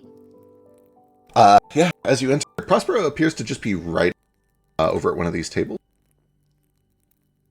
And Afef seems to be kind of like sprawled out resting across this big obsidian slab. And when you enter, she almost kind of like doesn't bother to look up until she realizes that there are a lot of people entering. And eventually she kind of locks eyes with Fetch and with Sketch and with Baby Boy and with Tex. And especially with Tex and Sketch, I believe were the 2 that were at the garden. Was Fetch there for that? Fetch surely has been there. He's been with Sketch the whole time. You guys have not split up. Stone. Yeah, that's right. I was, but I was in a costume, so. You were in a costume. And you hear the creaking of wood and the rustling of leaves as she like starts to roll over. An argument is, no. You're doing great. You can speak. You can stay awake for a little while. Please don't try to move. You are not in a state for that yet. And she kind of like lays back down, and you can practically hear her breathing in the rustling of leaves. But eventually she turns to the rest of you and says, I'm so sorry. Is it safe? The grove, is it safe? Oh, I locked it up. Thank you. No problem. I'm so sorry for everything. Did I hurt any of you? No. If you did, we got better, so that's fine. Yeah. Though I don't know, maybe 30 days unless they're able to dispel the closing of the portal. It wasn't a permanent closure. Okay. Can I be out of here in 3 days? An argument is absolutely not. No, we'll figure something else out. You cannot be out of here in 3 days. Okay. All right. Okay, you've delayed them for some time, though, at least. That's great. I can't thank you enough. At this point, she kind of looks over to Argumentivex, who is talking to Prospero, and sets down this pile of moonstones in front of him. And she says, is that what I think it is?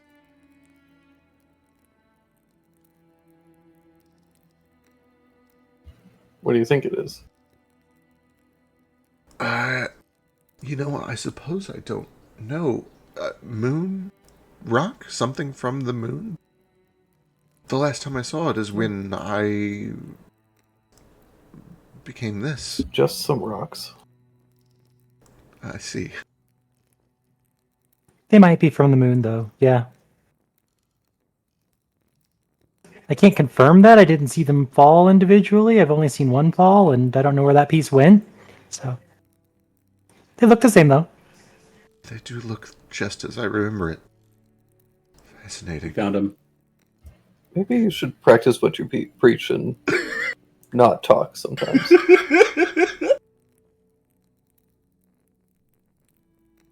Was that directed at me? That's. Yeah. Oh, okay.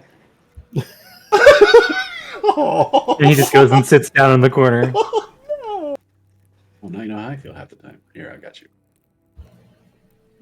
Boy came out swinging at Fetch for telling Slave about her fucking guild, and then he goes and tells the undead dragon that definitely would want to be resurrected about the moonstone.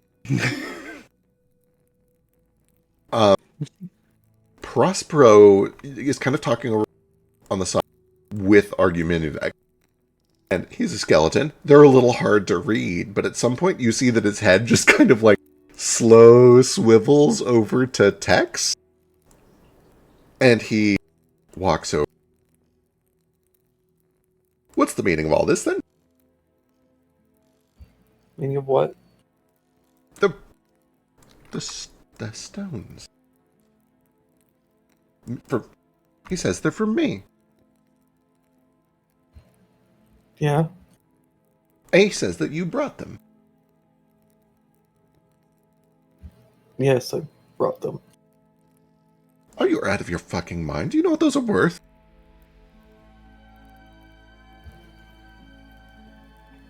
What do I care? I'm a cat. You are no cat. I think you and I both know that. Didn't you? You mean it? Really? He's just like incredulously staring. Like when you're talking to a cat and they just stare at you. No thoughts. I haven't quite dared to hope yet, but I had just kind of gotten used to this whole deal. I never thought I would. From. Well, I can take them back. No. Sure. What? Why? It was not but a few short years ago that you were pushing me closer to the grave. Why now? Why this? What? Does he know that I'm Tex? Oh shit! This came up last time too. I keep forgetting Yeah, that he has not seen. He did know the true at that form. point. I don't know if he's gotten more information recently. Right. That would depend on if Argumentavex has told him, and I don't believe Argumentavex has any reason to tell him, or that he even has seen your true form. I've learned a lot of lessons as I've DM'd, and what I've learned from a 10-person campaign is, 1, don't do a 10-person campaign. 2, if you do a 10-person campaign, have a spreadsheet of who knows what. I don't think Argumentavex knows your true form either at this point. Afef certainly doesn't. So. I don't think word has gotten to him just yet. Okay, then yeah, he's even more flabbergasted then. He's like, this doesn't... Why me?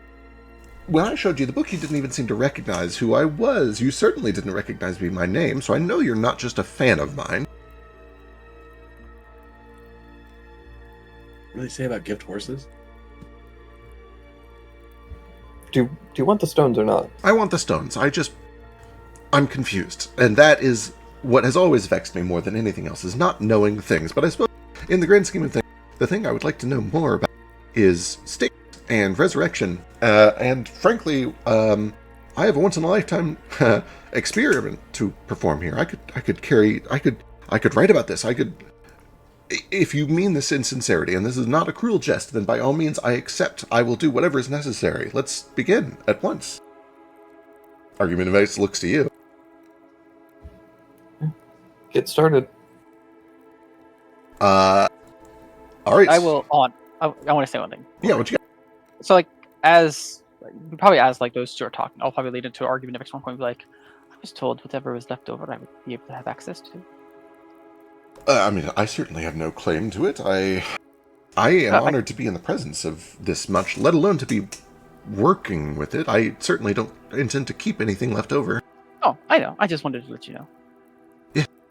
Yes, of course, this is a lot. If you want, I don't mean to question anybody's decision here, but, listen, I like this chap quite a lot. He's been pleasant, but we could bring anyone back with this much moonstone. Anyone at all. You say that as if you have someone in mind. No, I don't. I'm quite happy. The only people that I can even think of are my father, who I don't think would be morally okay with it, and my mother-in-law, who I never want to see again. But surely, a king? A great hero of old? I guess it depends on how much value you put on one soul versus another. That is a question for the gods, I suppose. All the same, I will not ask too many questions. I'm just honored to be working with this material. Right. And then after this, I was hoping to have a conversation with you. I have about. We can talk about it later. Of course. Okay, well, this was said in such a way that now I'm going to be thinking about it until it happens. This is a bad thing? Oh no, it's just what we have talked about previously. I just want more information and planning and blah blah blah blah. Ah, right. Of course. Okay. Yes, that can wait. That can wait indeed. I think I can get this. I think we can get this done in 4 hours. You think that we can get this ritual done in 4 hours? If this is the resurrection ritual and you haven't changed the time, it's 1 day, and my efficient ritual lets me do it in 4 hours. So it is a little bit longer. Think resurrection is harder in this campaign. I think it's 1d6. Let me go check.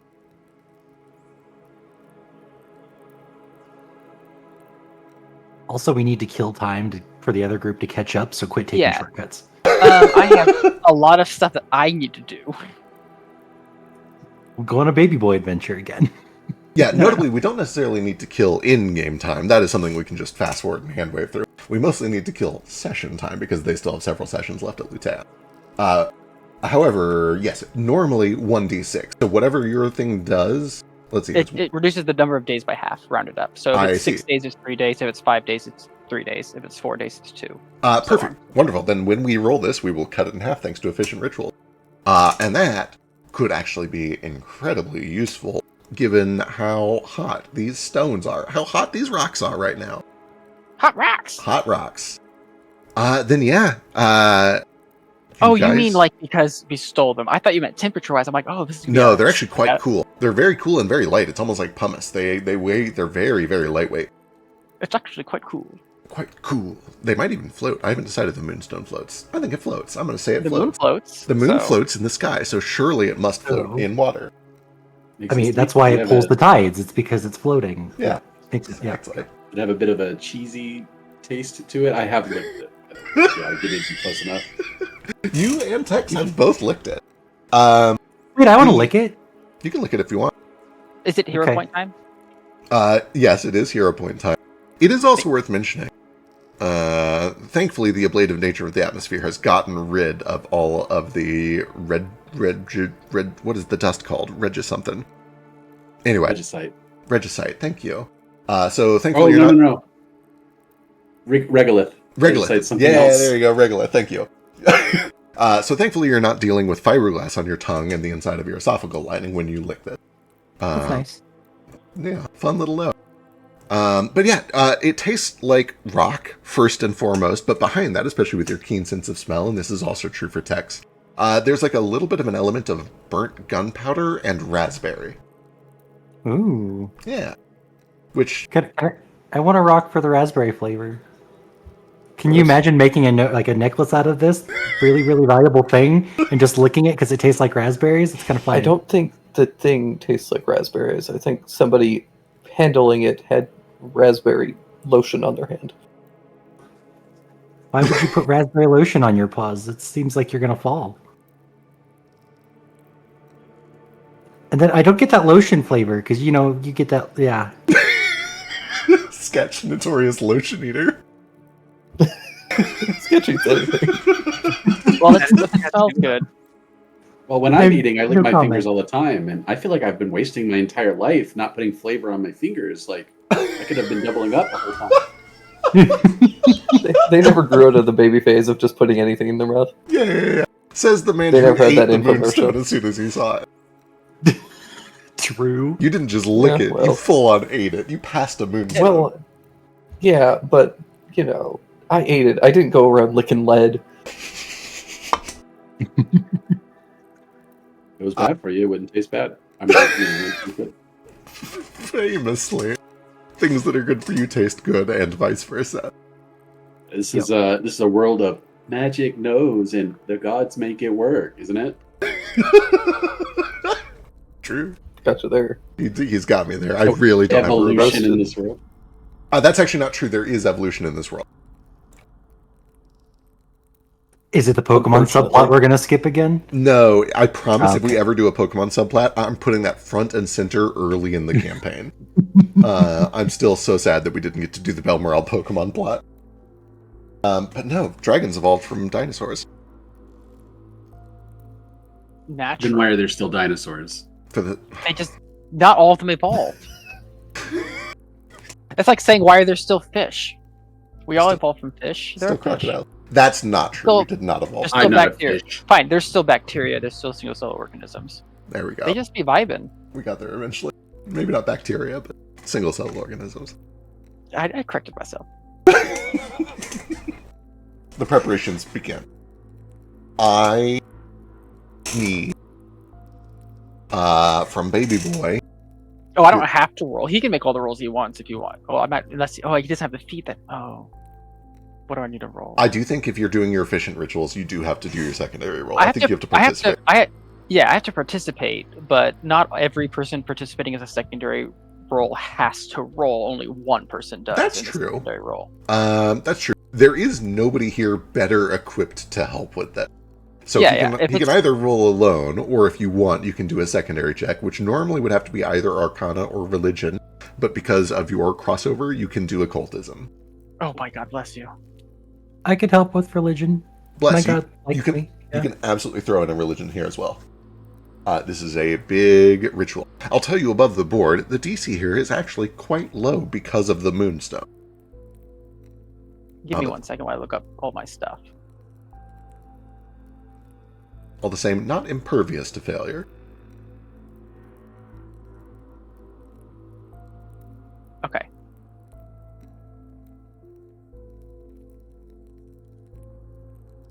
I am rolling like hot garbage. Do I know if this is a success? I can use my hero. That is a regular success to aid him with your secondary check. It doesn't only hurt him. I'd have to get a critical. Do I know what the DC is? I'm assuming that it could be calculable. It is. DC, I treat DCs and AC and health as kind of like meta mechanics that exist because they have to. In game, you get senses and feelings about the difficulty of what you're doing that translate meta to a DC of about 15. Oh, so I could easily give him. Wait, but I guess. Is this a ritual area where he's getting a circumstance bonus? Correct. Well, it's removing the penalty in here. Yes, he's not getting a circumstance bonus. That is what your aid is for. Okay. So I know that certain things. Okay, I gotcha. Sure, I'll do a hero point for it.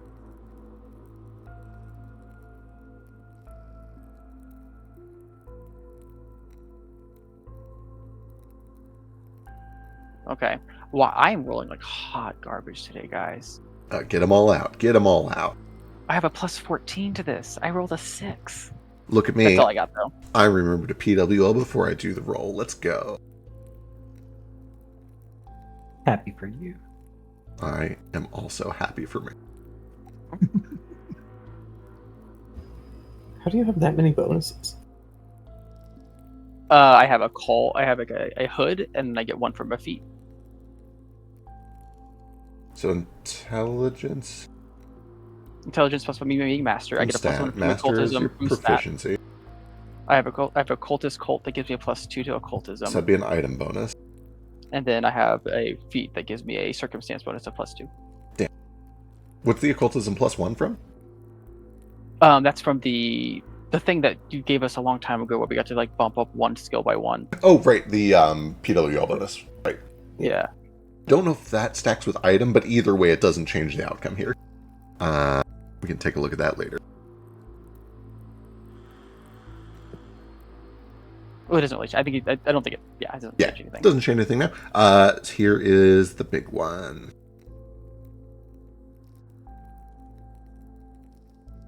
Ooh. Okay. The ritual begins. Prospero is chatty for the entire occasion, at least for the first 10 or 20 minutes, as he eventually strips down to his bare skeleton and gets into this pool. There's just like a big crater that seems to have been carved into the stone foundation of this room, around which glyphs have been carved and illuminated with various purple gemstones that have been crushed up and used to fill in the groove. And not too long after you two begin going about your arcane work, and Sketch, you essentially begin to commune to the heavens through the moonstone, there is a soft white flash that kind of fills the room that really kind of indicates, okay, we're going. This is real. This is really happening. And when that happens, you watch as Prospero drops totally limp, falls into the water. And Argument is like, yep, that's all right. It's fine.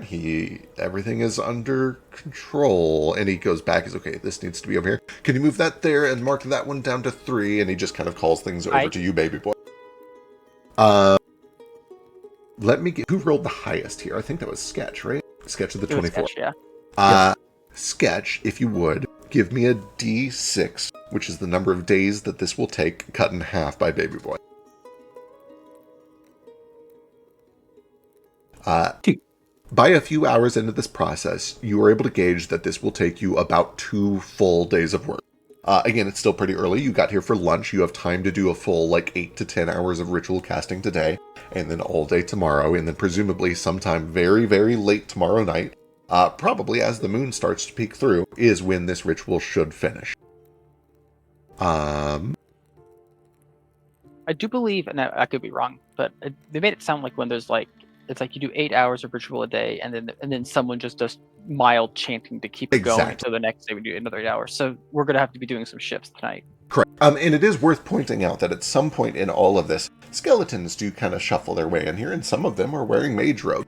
None of them appear to be anywhere near the level of talent that you guys have. But they are at least talented enough that he's able to call out, oh, I need this marked, and if you can, slap a basic plexiglyph on that one for me. And they start to help a little bit, too. And he does, maybe 5 or 6 hours in, start to say, okay, overnight, I'm going to have you two doing this, and you are going to be their backup in case anything goes wrong. And starts to set up the shift. It seems like his skeletons are going to handle that. If you want to, I'm sure he will not be opposed to more people helping with all of that. But at the very least, he has the filler covered with his skeletons. Yeah, that's perfectly fine. It gives me an opportunity to have a chat with them. Wonderful. There is a point about 6 hours in through this ritual where, Sketch, I need a will save from you, please.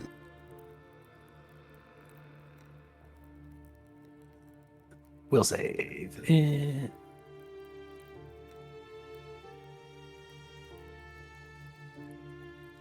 If that feels bad, I can hero point it. I'll let you know what you're feeling before you decide whether to spend resources.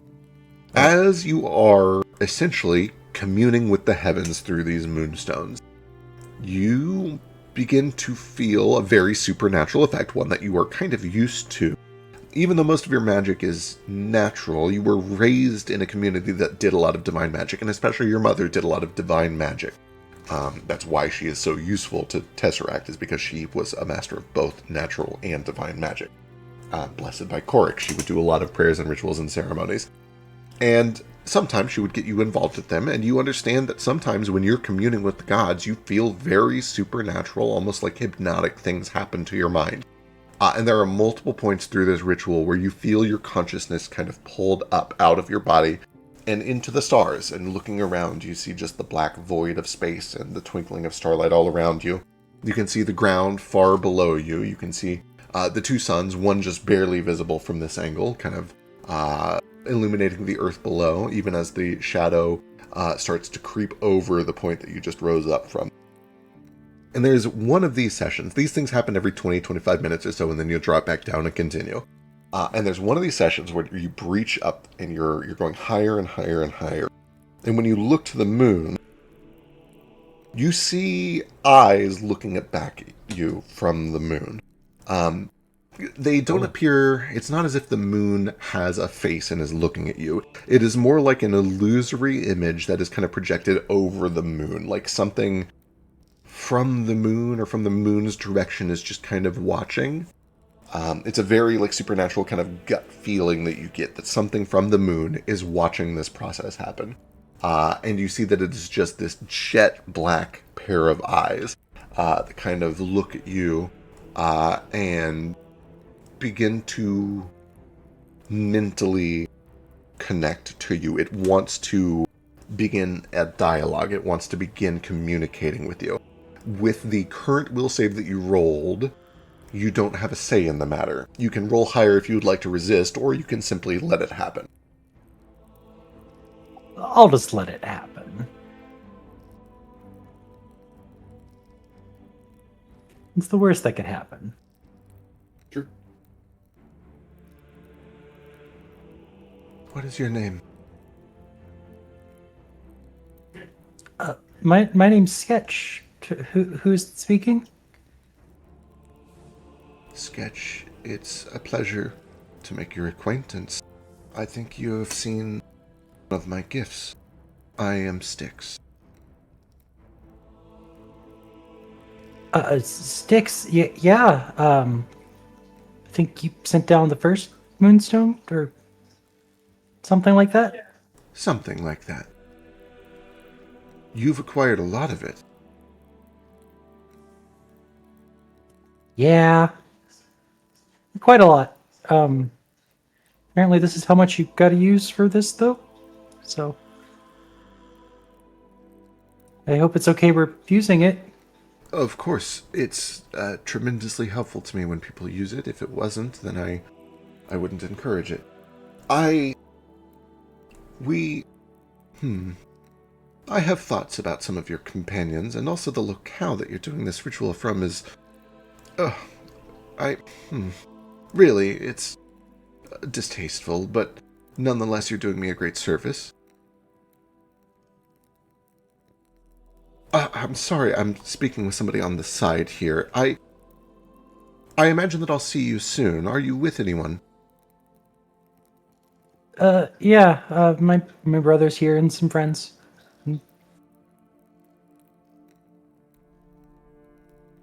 Ah, yes, I see them now. Very well. Warn them to get a good night's sleep. Tomorrow might be a long night. Okay, I'm assuming that's something you're gonna do? Yes, it's nothing you need to be afraid of, but this process goes a little more easily. Somewhere not as,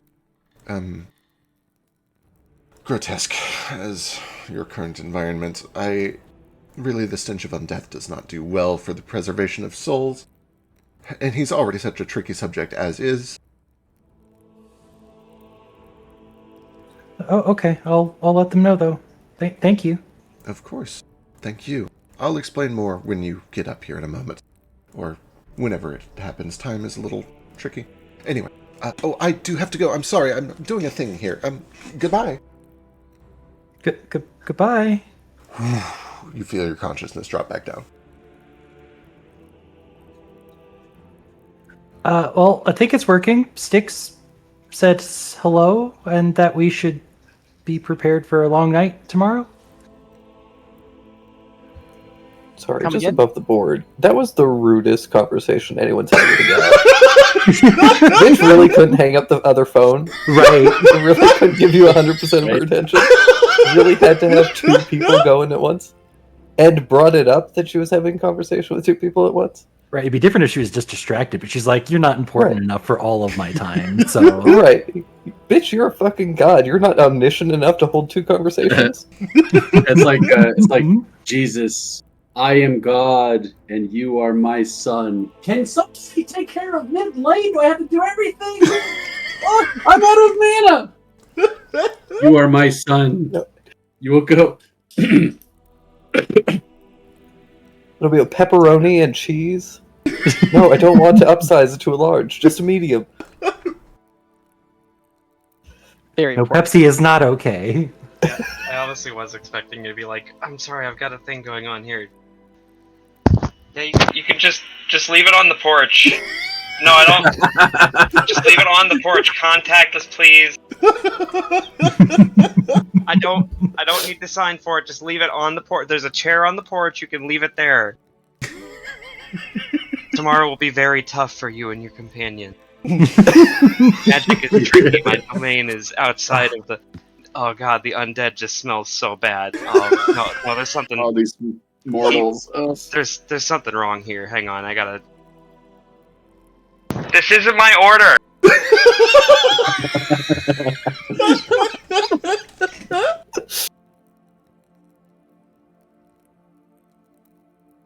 Brilliant. So she said that tomorrow night will be difficult. Yeah, she also said something about going up there.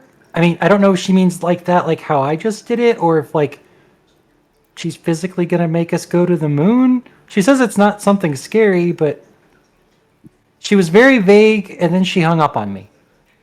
Well, Styx is God not. hung up on you? Yeah, she had another call. I guess since I- like I'm not hers, I'm like Corix. It's like eh. I need to be so clear. Remember that just the other day we got weird dream messages that were not the people that we thought we were talking to? Uh-huh. Are you positive that this was a god? I mean, it wasn't a dream message. It was part of the ritual, and I've only really gotten that feeling doing ritual magic and religious stuff. We did just steal from a temple of a god. Can I make a check to see if that was real or okay? Religion would be your best bet here, but you can also just give me a straight up perception insight roll. Very consistent today. I'm rolling 11s, 12s, and 13s. 24. 24 religion, that felt like a genuine religious experience to you. And that's, boy, how do I... It felt oddly human. Obviously, she was like struggling to have a conversation on the side and hung up on you. But it does occur to you on a 24, the gods that you've interacted with have all been sympathetic gods. It is Korik, the god of blood. Once or twice you would do gods of nature or various elemental gods. You've probably spoken briefly to, oh my god, the lots of bees, the babbling brook ones. You've probably spoken briefly to the god of fire. Styx is an ascendant god. She used to be a woman. She is somebody who simply did a tremendous act of adventure and bravery and sacrifice at great personal cost to become a god. In the process of becoming a god, surely does not remove all humanity from you, nor does it make you omniscient or omnipotent. The pantheon in this world is much more kind of classical Greek or Roman. They're limited. They're just powerful toddlers. They just have a little more power than the rest of us. And as such, it kind of makes sense to you on a 24 that, like, she might be a little frazzled. She might have some of those human tendencies that bleed through. Nonetheless, this doesn't feel like a dream message. And part of it is that if it was, you think it would be a lot better rehearsed than that. The dream message that you got was very, like, practiced. It was very convincing. It was very, like, getting to the core of things. This felt impromptu. It felt spontaneous, and you could feel a genuine magic connection, not on like a telepathic level, but on a spiritual level. Well, so you're saying that even though she has become a god, she still has some of the faults of a human. Absolutely. Because she's a woman. Yeah. Yeah. That's one of them.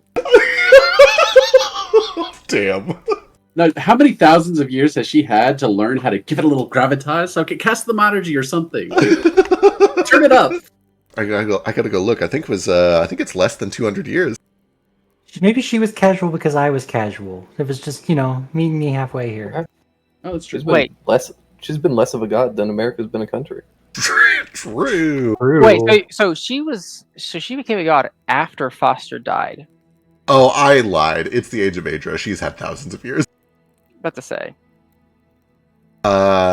Checking. God, get your shit together. I do have to get my shit together. Did you learn your world? It could be as little as 250 years, but it wasn't for sure. It was somewhere between 250 years or 9,000 years. So, a little window there. Maybe she was a little ditzy when she was a person, and it's carried over. It felt like a genuine religious experience. It felt like when I talked to Cork or fire gods and stuff like that before. I think it was real. It didn't feel like a dream message. Also, if that was a dream message, that was a very poorly done one. The one they did before, everything felt very planned out, and they, it's like they knew what we were going to say, and no, this one just felt like I was using a sending message, but even less than that because she didn't have the word limit. Lord Archimegidus, you mentioned that one of the last times this happened, a god visited? Yes, I obviously was not present for it. It happened down in the desert, and I did try to go, but it just didn't work out. Logistics are tough, and they kept the whole thing kind of under wraps. I only knew about it through scrying, and I thought it would be uncouth to just show up like that, although I'm certain not the only person that tried to. Anyway, the point of all of this is the reports are the gods walked the earth when that happened.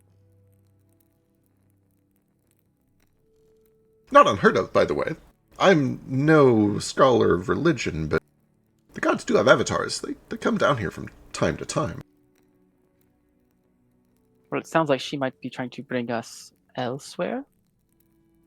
Oh. Unless I misunderstood what Ketch was saying. She said, bring you. Yeah, argument of X looks to use. It might be how I just was up there, but I didn't actually leave. Might be like a spiritual going there. I see. But it also could be her literally taking us there. But she said not to worry about it, and it wasn't dangerous, so I'm guessing we can breathe, so it's probably the spiritual thing. I'm going to worry about it the rest of the night. What am I going to wear? I've never met a god before. Well, she was very casual with me, so I wouldn't overthink it too much. Wear whatever you want. I'm going to wear whatever I want, that's for sure. Styx is not my god. Any god who looked down and saw the suffering of my people and chose not to do anything about it is not a god that I owe any respect to. Didn't Cork literally not do anything about it? Cork is the reason we still live. Unless sending us counts as doing something about it. In which case, that's very half-assed and lazy. Blasphemy. A little bit blasphemy, yeah. It's fine. I only have like 2 champion powers. It doesn't matter that much. Clasp my hands and look up to the ceiling. He knows not what he's talking about. He's confused. Styx has gotten into his brain. It might be that Styx is literally the god of death, and so maybe they're just talking about, see you when you inevitably die. That's kind of what I thought. Oh, I also didn't have any like control over the thing, right? Like, I had a will save forced on me. I didn't have any control over. Yeah. In I that wasn't one, expecting it to be like. I wasn't suggesting that it was like literally a dream message, but just something similar akin to it. Right. Fair. Well, Presumably we're all awake currently, unless this is some weird Inception bullshit. As far as you guys can tell, you're all awake still. It's getting late. It's probably almost time to like take a break for a late dinner and then wrap up and let the attendants take over for the night while you guys sleep. Yeah, we've been going for like 6 hours, right? Yeah, we kind of like montaged it here a bit, but doing a ritual is hard, laborious work for 8 hours straight, and then you go to bed and you wake and do it for another 12 hours the next day. Yeah, Fetch has just been watching the entire time. So about 2 hours in, he got bored and put on the armor, and he looks like Ralphie's little brother. Hell yeah! It is probably noteworthy. If do you play around with any of the magical properties, or you just like put it on? I'm pacing it out. I didn't want to distract anybody, but yeah, I am absolutely gonna like put alarms everywhere. Yeah. You do find that you can only have one up at a time. But if you activate the True Sight, I'm trying to think if anything weird here shows up with True Sight. I didn't want to. I wouldn't have done it in the ritual room just because I don't know if it's gonna be fair or something. It'd be pissed at me. Understandable. But at some point, and I'm also saving because I want to look at text. Oh, that is fun. That is fun. And Baby Boy, actually. Oh, that is also Baby fun. Boy. So yeah, with just the alarms, you're able to get those pretty quickly. You quickly find that you can only keep one up at the time. You also do find, as you're kind of like going in and out of this and testing it, as soon as the armor comes off, any alarms that you had up die immediately. In other words, it becomes clear to you that when this armor came off of her, anything that she had currently active probably went with it, including the ability to sense living things within 10 feet, and the bonus to perception check, and the possible use of True Sight. I'm glad Tex didn't have to deal with that. Eventually... Probably saved me. You're welcome. Eventually, they start to shuffle out of the lab looking exhausted, so like at least one person needs to be chanting the whole time I don't know if you guys have spoken for 4 hours. I don't know if any of you guys have tried DMing or public Yes, speaking or anything I like that. Yeah. Talking You for lose your 6 voice. hours straight, you lose your voice. It's miserable. It's a nightmare. So like the thought of having to do 6 to 8 hours of this tonight and then go to bed and wake up and do it another 12 hours tomorrow. Everyone is parched. There is a never-ending train of skeletons But bringing they're in jugs of water. But they're skeletons. They don't have throats. That is true. I guess it is kind of easier for Argumentivex. Do skeletons always have satiated mouths, or do they always have dry mouths? Do I would they assume breathe? dry. Do they breathe? They don't breathe. If they don't breathe, then they there's no wear and tear when they talk. Yeah, but wouldn't the water just dry up because there's nothing to keep it from drying They up? don't need water though. There's no way for their Anyway. It depends on if they're part of the dry core or not. I guess theoretically, the magic that animates the skeleton calls upon the memory of the body it used to have. Maybe Right. you could theoretically still restore it. And the longer you've maintained a connect, like Foster, I don't think you guys know this yet out of character, but Foster just got his ability to smell back, and surely that also includes the ability to have like an itchy nose, right? Like surely some of those phantom feelings come back as you regain connections to your old senses. a phantom skin syndrome. Wait, does his skeleton face just have like a flesh nose on the front of it? Or? That is the worst thing I've heard all day. That's awful. I don't like that. So I heard that because we're putting alarms and stuff up. Was this saying that we're finished for this evening, so we're going into nighttime? You guys eventually get to the end of your shift for tonight. The skeletons take over. You guys can go grab a drink. You can grab yourself a late dinner. And then you're essentially done for the night. You do find when you go out there that Fetch is playing around in the armor. Fetch, you do see that everybody kind of shuffles out looking tired if you wanted to pop your thing now, but you can save it for later if you'd like. Oh, for sure. Everybody's around. I'm in the armor. Then I've yeah. had some practice. I wore Baby Boy's fursuit for a little bit. True. It was way too big. Kind of like that. Way too big. Speaking of things being way too big, the size is about right. The body shape is not too far off for Fetch. She is pretty close to his size, honestly.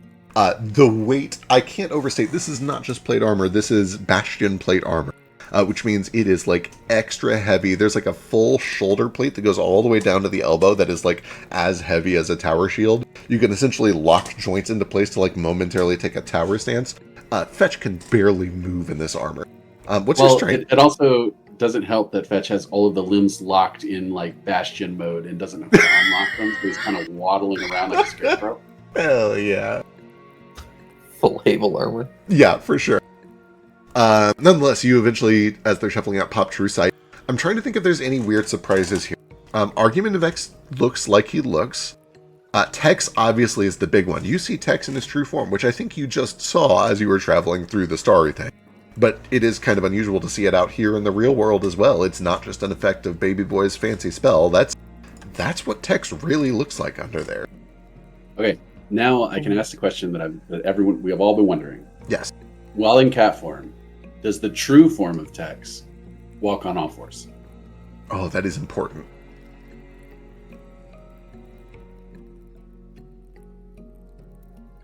And if not, then what happens when Probably, yeah. cat? Awesome. Also, Tex stays in this room. Could absolutely catch sight of him through the door and stuff, but he doesn't leave this room. Fair. Understood. Yeah, he doesn't eat. He doesn't go and eat meals. Like he pulls rations out of his bag and eats hardtack. Makes it. Well, I have 10 whole minutes. I can wander and look at stuff. Sure. Look for sensors as well. There is another oddball here. Baby Boy looks normal. Nair. What does Mare look like? I think it's going to be the same as it was in the map, which is essentially just a bigger Mare without the glass orb. You see... In fact, Boy, oh boy. You see... They're taking up the whole map. Yeah, like I think it takes up the whole map. I think you see swirling arms of light as the spell activates that just begin to branch out from Mare, like Mare is growing bigger and bigger and bigger, until eventually it just all kind of clips out through the walls, until all that's left is just this dome of black above you at the ceiling at about Mare's eye level where Mare would normally be. And you can see like little bits of shimmering light every now and then. You can see essentially, the accretion disk firing off below until it too gets clipped by the floor. But you see this illusion of a much larger version of Mare. Probably at least like a good 40 or 50 feet in diameter for just the black hole, and then everything spinning around it. Wow. It's a small black hole. Yeah, to be clear, still not life-size. I don't know how clear it is that Fetch is doing this, but it does look weird. He's wandering around like Tin Man frozen with rust, waddling from leg to leg, and his eyes are like his pupils have dilated to the size of dinner plates from the true sight, and he looks like that cat meme. Hell yeah! And he's in awe of everything. Whoa! So you would be in your right mind to assume that he's taken something. As you go back out for dinner, you do find that Silanala and Severalex are there. Severalex looks exactly as she normally looks. Silanala looks pretty close to how she normally looks, but you can tell that her dress is illusory and it is not quite as pretty as it looks. Otherwise, about the same. Well, I'm not going to eat in this armor. I can't move, so I'm just going to wander around until it wears off, and then I'll take it off. All right, excellent. As you guys are heading out to dinner, Tex stays behind. FF is still here, although she has kind of gone back into an unconscious state. Prospero's bones are down in the pit. They have not moved in hours, and you presume that they probably will not move for a while. There are a few skeletal attendants in here. You do see that Broderick comes in and asks if he can get you anything. But eventually, if you don't have anything for him, we'll leave you to it. Is there anything that Tex would like to do while he has the room, not quite to himself, but at least away from the party? Not really. He's staying on guard, basically. Got it. That makes a lot of sense. Yeah, he's just fully playing guard dog at this point. Yep. Noted. Perfect. Okay. The rest of you are able to have a decent dinner and start to wind down. Does anything or anybody have anything that they do before bed tonight? Yes. Yes. What you got, baby boy? My conversation with Argumentavex. Yeah. You are eventually able to catch him. He is wiped. He's exhausted. But in spite of his physical exhaustion, even after 8 hours of this, he is riding a high that you've never seen. And granted, you don't know him super well. You've only known him for a couple of months. But you see him riding a tremendous high from this. He has been frantically taking notes. He's been like bringing in extra assistants to just write down everything that happens.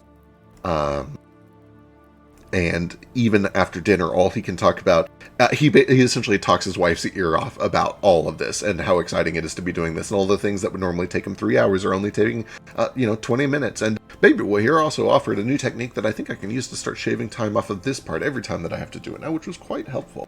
And Moonstone really is just so easy to work with. I'm able to just like conjure power from my fingers like it's just waiting there for me instead of having to go digging for it. And eventually he kind of like talks and talks and talks until he wears himself out. And then when it gets down to kind of just the two of you, Severalex and Silanala both head off to bed. He does say, I really should start to wind down soon. We have a lot of work to do tomorrow, but I can't thank you enough for giving me the opportunity to work on all of this. This is incredible. We still need to do your next ritual step when you're ready. I actually had some more that I wanted to talk about that. Sure, of course. Just, I guess, some of the lifestyle details. Yeah. Is there anything in particular that you would like to know? It's a difficult transition. It certainly feels like you're waking up in a new body that doesn't belong to you, but you grow into it with time. There will be momentary lapses in memory loss, but not as severe as true undeath. I still, if you're careful and if you're very successful with the process, you largely maintain a stream of consciousness. I see. I guess another big thing is you said that you would help me with the ritual. Yes, of course. meaning that you'll be there for me when I create my phylactery Yes, of course. and pass. You will die. Yes, as part of this process, you will die, and I will be there for that. This is obviously a lot of trust to put into you, so I have... Why are you so willing to help? That's a complicated answer. No small portion of it is academic interest. It is one thing to complete one's life work. It's another thing to record how it happened. And it's hard to do that while also doing it to yourself. But also, I really can't stress this enough. You saved a hamlet with my daughter in it from being burned down by a rival baron. That goes a long way. You've also been helpful to the Landfall Guild, to whom I owe a great debt. The truth of the matter is that things have been very difficult in Avarice for some time, and they've gotten more difficult lately over the past few decades. Alliances are forming. People are clamoring for a throne that nobody really knows who's right to sit in it. And I don't want a part of that. But a side effect of not wanting to play these games is that I have distanced myself from allies. My strongest ally is half insane on my obsidian slab in my laboratory, and I'm doing everything in my power to prevent her from succumbing entirely to that insanity, like my son did. I need allies. I need powerful and intelligent allies. Not towards any end, but because if you are alone in Avarice, you are a sitting duck to be conquered, and I'm not interested in that. I don't need you to sit here and fight in my castle, but I need to give the appearance that I have connections, so that nobody comes for me. I can relate to that more than you possibly know. How The so? setting may be different, but the world I'm from is quite dangerous. How do I even explain it? Many of the people around me are playing these same games, and because if I do not appear to be strong, many people try to take advantage of me to get to my master. So, in order for that to stop and me to just be able to live my life, I need to have the appearance of being, as you said, tough Connected. with allies. Yes. Maybe a little bit of feared, but...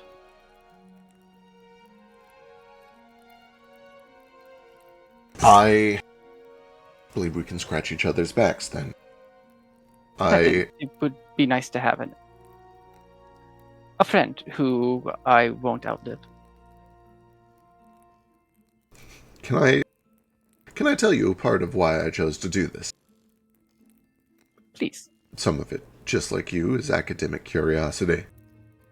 But some of it is that not too long ago, just 50, 60 years perhaps, my wife, in a very candid moment, told me that she couldn't bear the thought of outliving me. And I took that very personally. Technically she did, but I haven't really tried to break that to her. As far as she knows, this is something that will kick in when I die. I see. So, I'm assuming that she is originally much younger than you? No. We're pretty close, actually. But her family tends to be very long-lived. Mine does not. I understand. Does she plan to continue an undeath as you do? Oh, heavens no. She finds the whole thing distasteful. Not like, in a revulsive way, but she has, she wishes to see the afterlife much sooner than I do. And I can't blame her. It sounds lovely. Sounds pretty horrible, honestly. I'd rather just keep staying with my master forever. Tell me again about your master. I'm trying to envision a master that would be more pleasant than heaven. He's about 50 feet tall. A dragon? Oh no, he's more of like an eldritch alien godlike being. Okay. Perhaps. Yeah. He can know things that are unknown. He collects things like books and artifacts, and he even trades in information. In what way does this differ from a god and an afterlife? Oh, because he loves me so much and I love him. Do you think the gods don't love us?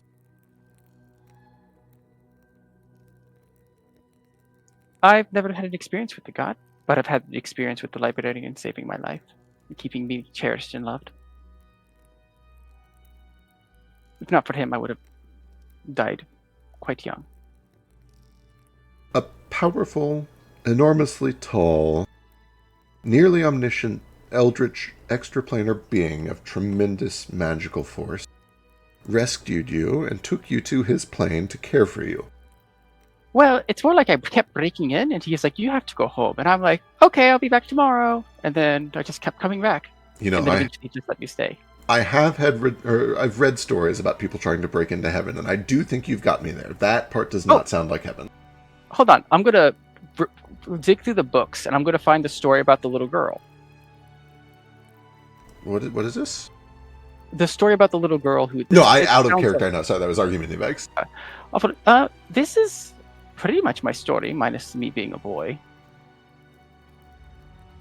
This is a fictional novel. Not all stories that are in fictional novels are completely false. I understand. I think. You're saying that this was based on a true story, sort of. And published under the guise that it wasn't. I'm actually not even sure who published it.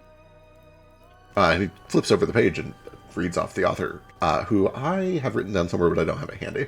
Yeah, I think we talked about it, but I don't know if I recognize the name. Yeah. It's not Rita, I don't know, or... No, yeah, it's not Rita. No, it's not that. I think Rita's the only person whose name I know who scammed there. Whoever it was written by Suma. Whoever J.R.R. Tolkien or C.S. Lewis was 250 years ago, that would be this world's equivalent. I'm not up enough on literature to know who that is. Some great 1800s author. Anyway. Okay. Well. It sounds to me like perhaps the only reason you're not eager to get to heaven is because you've already found one. Oh, aye. Well, I think that's endearing. Aye. And, if in the off chance my phylactery gets broken, I'm sure it'll make my village self will make such a good paperweight on my master's desk. Yes, I do recommend, and I'll make sure that we do this when you do the ritual. In addition to all of the other failsafes, you're going to want to put in some autolocation spells and the ability to telepathically shatter it, even if you have no corporeal form with which to reach it.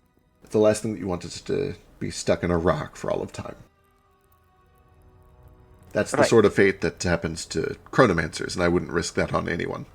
Oh, I eventually try to just giving it to my master. It's like a little gift. Yes, this is sounding more and more like a worshipper-god relationship to me. I guess. I don't really worship him, though. Mostly I'm just, trying to get him to hang out with me. Oh, that is pretty cute. Yeah, he's just busy all the time. He's always working. The librarian, you said you called him? Aye. Never heard of him. I mean, I've heard of a librarian. I've never heard of the librarian. Yes, and I'm often called the librarian's pet, or just baby boy. One does not shorten to the other, but I understand now. I think I get it. Aye. So, there will be pain. The use of Moonstone should help with soul damage, if I understand correctly. Tremendously, yes. I don't understand the philosophy behind it, nor the religious details, but it's my understanding that the use of Moonstone essentially means that rather than doing all of the work ourselves through arcane means, Styx herself sticks a finger in the pot and kind of guides things along. Again, I am no student of the scriptures, but it's my understanding Styx is not so much a god of death as a god of She's a shepherd of wayward souls. Her entire tenet is she doesn't like to see souls split up, and that happens a lot in necromancy and undeath. So if she's involved in the process, you can be almost certain you won't suffer soul damage. Oh, that would be quite lovely. It is worth mentioning, normally when she brings people back, they come back as Stygians. Are you familiar? Maybe what might be with his research, but I'm going to say no. No. Okay. It's essentially the term for somebody who's been brought back by Styx. It's very specific, but when they come back, they often have many of the same symptoms as on death. They have to rebuild the memories, just as a skeleton does.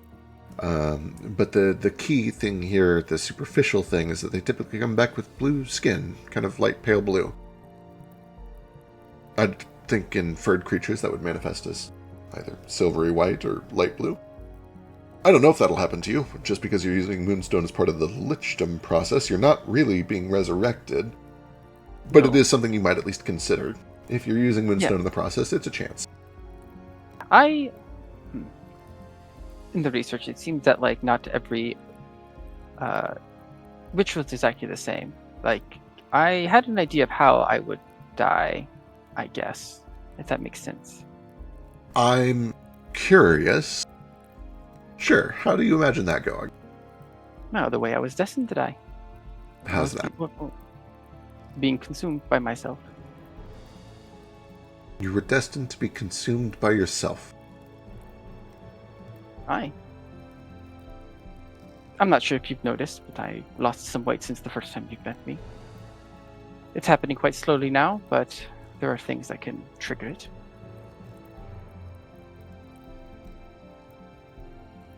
That is your destiny, is to wither away. Why? What happens? Why does this happen to you?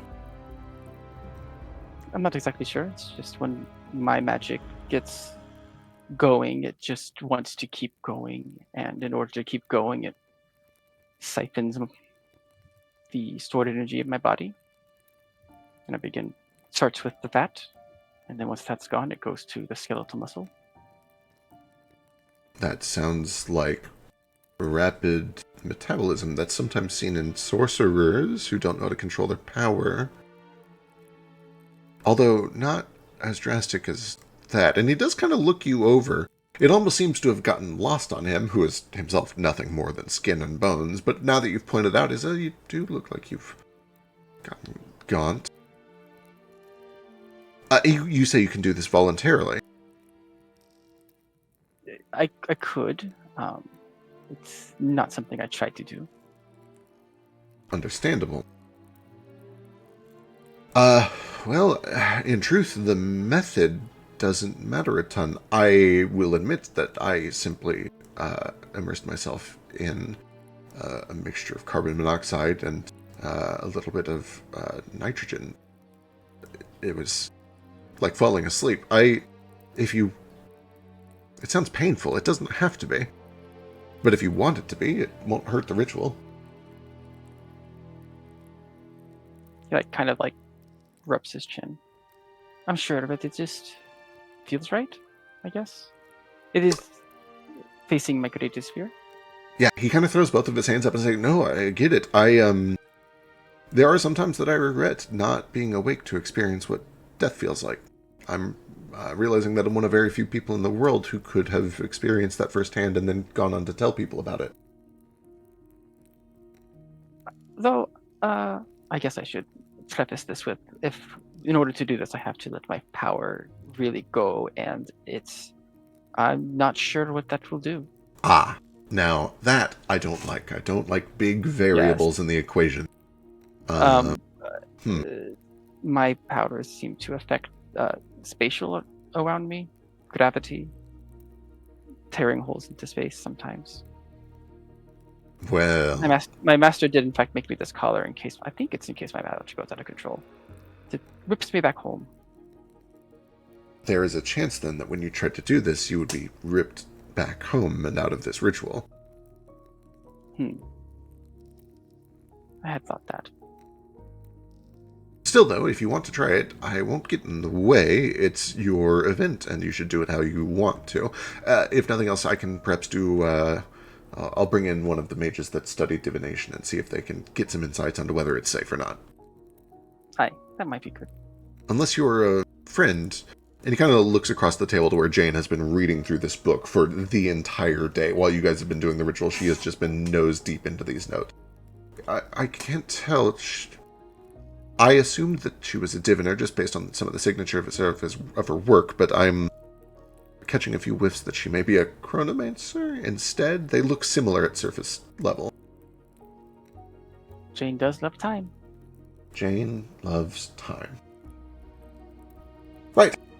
Well, if she's not a diviner, then I can try to contact one of mine and see if this is a good idea or not.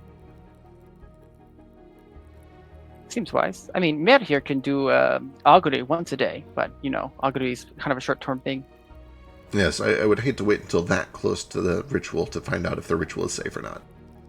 Yes, I guess I could die in a normal way. I think we still have time to decide. You need at least one more etching, and I hate to tell you, but this process will be even more painful than the last one. You'll probably want to be unconscious for it, but after that, we wait 30 days, and then you can do the final part of the ritual. If you still want to go through with it. I want to be so clear, I would never pressure you into this. This is a big, difficult decision. Nothing is guaranteed. But if you are interested in pursuing it, I'm happy to help you. I guess that's one of the other thing I want to talk about. But what have been the drawbacks for you? The biggest one is that when I chose my soul cage, I chose things that were relatively permanent. I took advantage of the fact that there are some strong ley lines on this particular hill that are atypical for the Everett region. This place is not known for necromancy. All the same, I didn't feel like moving to the desert, and I also didn't feel like having a mobile phylactery because they are more work. So I chose a permanent spot to incorporate my soul cage, and as such, I am bound to this place. I can only leave it for short bursts of time. That is my largest regret. It's one that I could potentially fix someday, but it would take hundreds of years, and I would have to... There are just bigger things on my plate right now. Apart from that, I took a little time to regain my memories, and that was difficult, but even that was not too hard. A day or two and I was back to normal. It just felt like a very long 2 days. You wake up scared and not really knowing who you are, or why everything hurts, or why there are scars all over your flesh. But then you read the notes that you left for yourself, and the spells that you had laid out in glyphs to, trigger these key memories back into... shock you alive, essentially. I see. Bodily functions have been different, but I've mostly adapted. I can do most of the things that I used to do. It is weird. I miss breathing. It's a simple thing. We take it for granted. Can you not just move your diaphragm on your own? Sure, I certainly could, just as you could take an empty hot water bottle and wiggle it around, but it's not the same as filling it.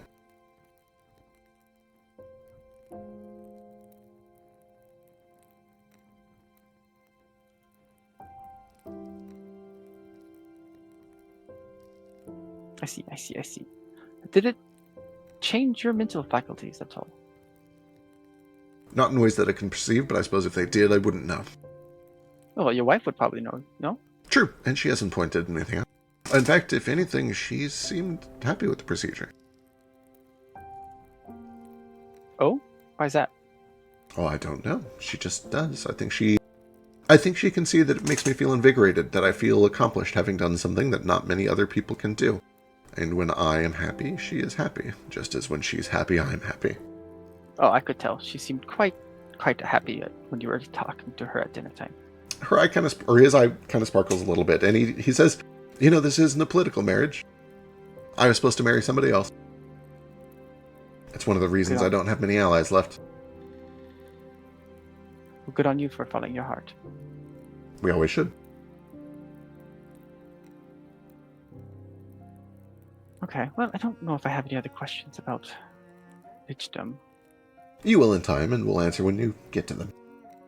I appreciate it. It's good to have an ally. I find it's more difficult to make them than I thought they would be. Isn't that just a fact of life? I'm going to go get some sleep because we do have to be up for 12 hours tomorrow, at least. Yes. Same. Thank you so much for all of your help already. I can tell that we're going to be done much quicker than I would be if we had done this without Moonstone and without your help. Oh, I grew up surrounded by rituals. Wonderful. It shows. He stands up and he kind of pushes the chair back and then back onto the table. Good night, baby boy. Good night, Lord Vex. I'll head to bed myself. Perfect. Jane eventually slinks off somewhere to sleep.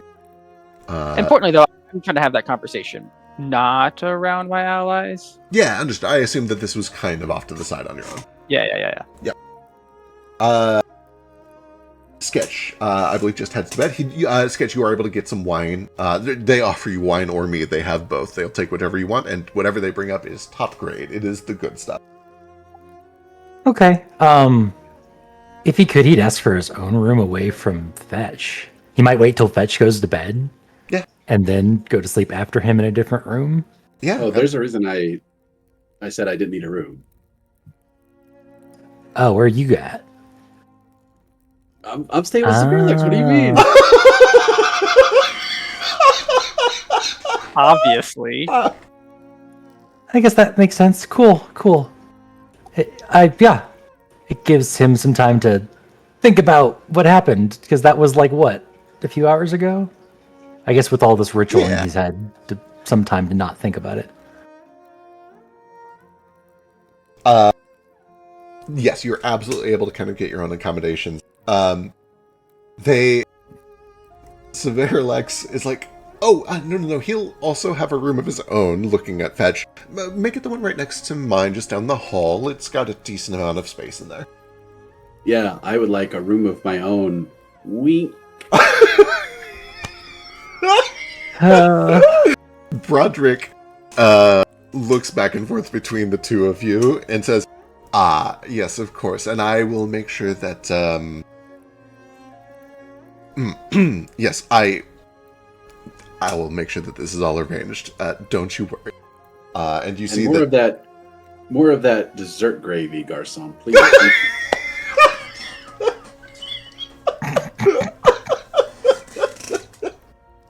You see that though there are no eyes in his sockets to sparkle, they do anyway. And eventually he brings up 2 little ramekins with some more dessert gravy in them. And between them there is a single rose, which he kind of pulls you aside, says, you're not wearing a shirt, but normally this would go, and he just like holds it up where your pocket would be, and he grabs like a little bobby pin and clips it to your chest. So you just like have a little rose on your chest. He pulls out from his pocket a little glass bottle with some perfume in it and a little squeezy thing at the end, and he squeezes a couple. Not too much. Walk into this one. Hang on, sir. Yeah. He likes me because I'm me. It wouldn't help me to act like you. Right, you are. Very well, sir. Enjoy your dessert It smells gravy. really strong. Yeah, it sure does. You do notice that skeleton perfume is extra strong. I'll take the rose, though. Wonderful. They're tasty when you're done with it. But no, I understand the situation here. That's why I'm going to sneak into her room as a snake. That can't go wrong.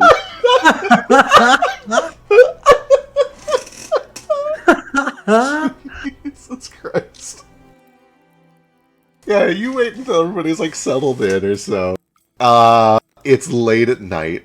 You guys are kind of so like you're situated in the room that is adjacent to hers, but it's like around the corner, right? So you're on the corner and she's on the other side of that corner, which means if you look out your back window, you can see the back window of her room and her little balcony, and you do see that there's still a light on in her room. Snake time. You turn into a snake. Which way do you go? You go through the halls, or you try to go out through the balcony? What's your plan? I think I'll make it. I don't think anybody. Well, hang on. Would it be really hilarious if I got caught? I think this might also just be a. I tell you that's what I'm going to do, and then we move on from there because otherwise, I'm not sure. No, I'm going to go through the hallway. It's Love not that it. crowded in here. I love it. It's late at night. There's no. Give me an extremely easy stealth check. Yeah, if there's like traveler rugs or something like in the hallway, I'll be like underneath. Hell yeah. You are able to That's kind fine. of slink along the corners over to her door where there's enough of a gap that you're able to just kind of slide under it. And when you get in, you feel just a cool breeze coming from an open window. Well, that would have been smart. You see that there's a little chair that has set up under that window. Okay, then I turn back into regular, and then I open the door and go back to my room to get the dessert gravy, and then I come back. When you get back to your room, you see that she is outside of your window. And she's like peering in through the glass with her hands cupped over her eyes, trying to see if you're in your room. And she sees you get in and like waves. Oh, this whole plan has been great. Come on in. Excellent. And from there, I think we will fast forward through the night. Eventually, morning comes. Oh, we do have a hand raise from Sketch, unless that is an old one. Don't fast forward. Oh, I want ice cream. Oh, yeah, you can have ice cream for sure. Okay. Do I have to go make? Do they have? Right. Like, So an when ice you cream ask for maker, or- ice cream, Broderick says, "Of course, we can ice some cream for you. What would you like in it?" Oh, I didn't think about flavor. I just thought you'd have just vanilla. Oh no, chocolate chip. They had that at the circus, I'm sure. Oh, wonderful choice. I love cocoa. Thank you. Just the okay. Yes, I'll be ready. Oh yeah, just that. About 15. Oh, it probably takes longer than that. About half an hour passes or so, and eventually, on this like chilled silver tray, there is just like a mound about the size of like half a basketball of chocolate chip ice cream, and he just hands it over. It's like, I didn't know how much to make. This is perfect. This is the perfect amount. Wonderful. Very well, sir. Anything else? It's so good I forgot to use the voice. Oh my god. Hi. But no, that's good. Thanks so much. Yep. You can go now. I'm gonna be in here a while. Amazing. Anybody else doing anything for the night? I do steal Jane just very briefly, just to take a couple of bullets for her, and then I go and refill my handgun. I literally taking bullets. I understand now. Got it. Okay. Yeah, she's the only person in our party currently that has a gun, so True. I take some bullets from her. I was like, presumably she has enough to load my gun. Right. I was not like, I was like, what bullets could Tex be taking for Jane right now? But you meant literal, actual bullets. I get it. Perfect. We'll check with Zeke when he gets back. No, I wouldn't take a bullet for her. Like, right. I'm like, there's no ridiculous. way Tex would take a bullet for Jane. That's the craziest thing I've ever heard. I'm gonna take a bullet from Jane. Right. That's pretty likely. Yeah, that is much more like. I need each of you to give me a D100. Do we want high or low? You want anything above a 30.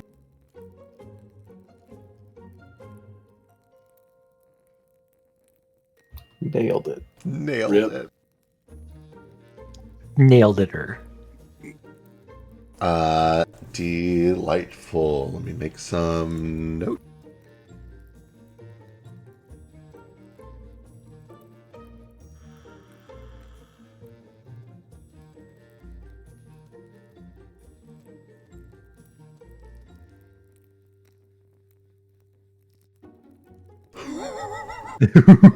You're welcome, Zeke. Show up next time. She I do feel like Jane probably would have cast that spell where she hides from all divination magic on herself before. I do have that written down. I assume she's keeping that up.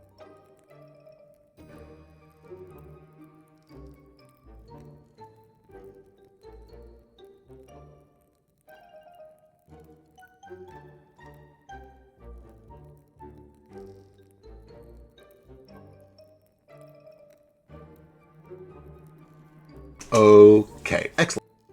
Morning comes. You guys are all able to find yourselves together in one piece for breakfast. You have an early meal, and then you head straight back into the laboratory. I ask for breakfast gravy. I don't know what it is. I'm just kind of imagining that it probably exists. The chef, who, despite being a skeleton, is very obviously French. You can see that they actually have kind of a fake mustache that they have attached to the brow of their skull. Beret, black and white striped shirt. Yeah. Correct, yes. He actually walks around with a baguette in his arm at all times. And he has an accordion strapped to his back. Does he have a beret? Does have a beret, yes. Okay. Cut in this real quick. And a cigarette. He said he had the mustache attached to his brow. To the... Oh, I might have said brow. You said brow, but... The lip... Lip brow? Lip brow? Oh, lip bridge? I don't know. Like the image of it being on the brow. It is fun on the brow, though, yeah. Yeah. But, Does he have two that match? One on the eyebrows, one on the... Oh, I love that even more, yeah. Yeah, and he's got 3 cigarettes in his mouth. Excuse me, sir, you said breakfast gravy. You heard me. Very well, I'll fetch you, the gravy. Told you it existed. okay, if he's French, he knows what breakfast gravy is. Come on, Feck. There are like 5 things that can match that description. I'll shut up. Gravy. Let me ask ChatGPT what it is. Eventually, he brings you out gravy. Along with some delicious bread and some poached eggs and a bunch of things to eat with the gravy. Baby boy, hold shift and scroll wheel. I think control Huzzah! works. You've done it. And eventually you get back to the ritual. Did you say 12 hours? It's going to be about 12 hours, yeah. I thought it was just 8-hour shifts. Nah, man, it's like a whole day thing. Admittedly, if you wanted to, you could just let the skeletons do more of it. You don't necessarily need to participate for all 12 hours. Argumentavex wants to be there as much as he can. You had to, like, pry him away from this. Fair. Again, you don't have to be. He just wants to be. And I want to be there, too. Fair. The first portion of the day goes kind of uneventfully. You guys have a break for lunch. You feel yourself pulled up and down a few more times, sketch, although there's not any additional contact made during any of these. More time passes. You have dinner. You can start to sense that you're getting close. You're getting to the point now where when you draw these big arcing lines over the glyphs that you've been slowly building up from the center outward, you start to make connection points, and every time that you connect, there's this big flare of purple magic that shoots up from the ground, forms all of these symbols in the sky, basically swirling over the pond, and he will grab some of the moonstone and he will grind it down into like a fine powder with a mortar and pestle, and he will just like kind of basically sprinkle it over these glyphs in the air, and it seems to catch like a magnet, and then once it is caught enough, they fly down into the pool, and there's a flare of energy that kind of shoots up out of the pool. Baby boy has a hand raise. What you got? Yeah, just after dinner, I'd change into my suit. Because I don't know this lady, and this is like my Sunday best, so... I've got a real nice formal event with a goddess. I better switch into my fursuit. Hey, my friends can see what I really look like. If she becomes my friend, I'll take the suit off. Hey, I'm kind of in the same boat. Like, I wanted to say, I'm going to climb into the armor. Like, when the ritual's wrapping up, we're going to get in the armor. Okay, wonderful. So, yeah, Fetch throws on the armor. Baby boy puts on baby boy. Anybody else do anything as you can sense the ritual wrapping up? I forget what my pirate outfit looks like. No, that hat's too much. I think you should get a bigger hat. You guys are doing a very serious ritual, and the rest of us are having a ridiculous Monty Hall like montage. True. There is a point where Argunuvex says, okay, well, I should also get dressed if everybody's going to get dressed. And he comes down in, like, full, like, military regalia. You imagine I don't know if you know whether he has actually served as a knight at any point, but he certainly looks like it. He's got full like ornamental parade armor, a full crest over the helm. He looks regal. He looks splendid. He looks ready for battle. What was your rank? Rank? Oh, no. I was born with a silver spoon in my mouth. This is just for show. I can use a sword, to be clear, but I have never couched a lance in combat. Oh, never have I. If I did, I also would not couch a lance. That's barbaric. I would use spells like a civilized human being. Obviously. Anyway, speaking of civilized human beings using spells, shall we? Abracadabra. You guys get back to it. And as you kind of reach the near conclusion, there's a moment where you begin to coordinate your efforts. You know that there is a big part that everything needs to come together for at the exact right time. It's a good thing Jane's here. Jane probably can help with this. Assuming that she's willing to, she will absolutely contribute. I won't volunteer Zeke for it, but if she does help, she's very good at this part. And then, yes. I assume it's like at the end of like, was it Gastronauts where they're like 5, 4, 3, 2. Yeah. But it's like your plate's ready. It's like mega edited so that you're seeing like 5 minutes before plate time with 12 seconds left on the clock, just to really ramp up that stress. Exactly. Yeah, they magically plate 14 plates in 8 seconds. The countdown finishes, and there is a flash of light from the pool. And all of you suddenly feel yourselves somewhere much warmer, drier, and quieter.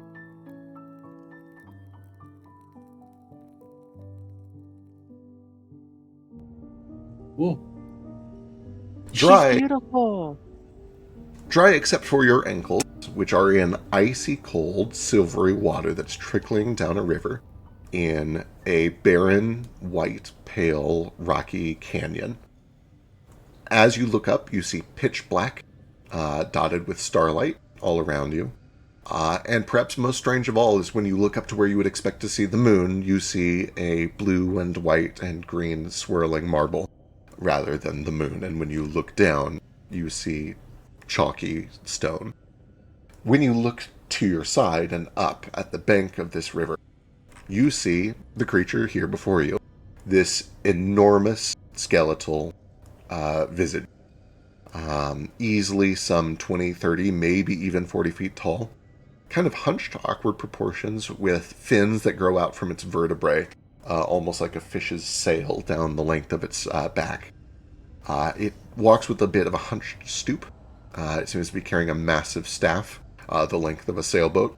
And from that staff, you can see that there are dozens, possibly even hundreds of bright, colorful masks that are hanging from twine. This creature looks down at you as you arrive and seems to be equally surprised to see you, but also ready, as if anticipating somebody's arrival. And when you wave, it raises... Do you? Probably. We got teleported to a weird place, and Tex has been on edge expecting people to teleport in and attack them, like, at any moment. Fair. We were warned about this by Scat. Well, tell me what Tex does when all this happens. Let's check the vibe first. Does it raise it raises its staff? When you guys wave, when Baby Boy waves, it raises a single finger as if like a hush kind of motion. Okay. I look behind us. You look behind and you see the other side of the canyon, dark, because essentially all of the light is coming from a nearly monodirectional sun. There's the smaller sun poking up from behind the larger one, but effectively a single light source. So you get these really hard shadows that are cast down from the rocky ridge of the canyon that you're in. Almost pitch black, darker even than it shows here on the screen. But you, I believe, have like actual dark vision, so you're able to make out pretty decent details, and it appears barren.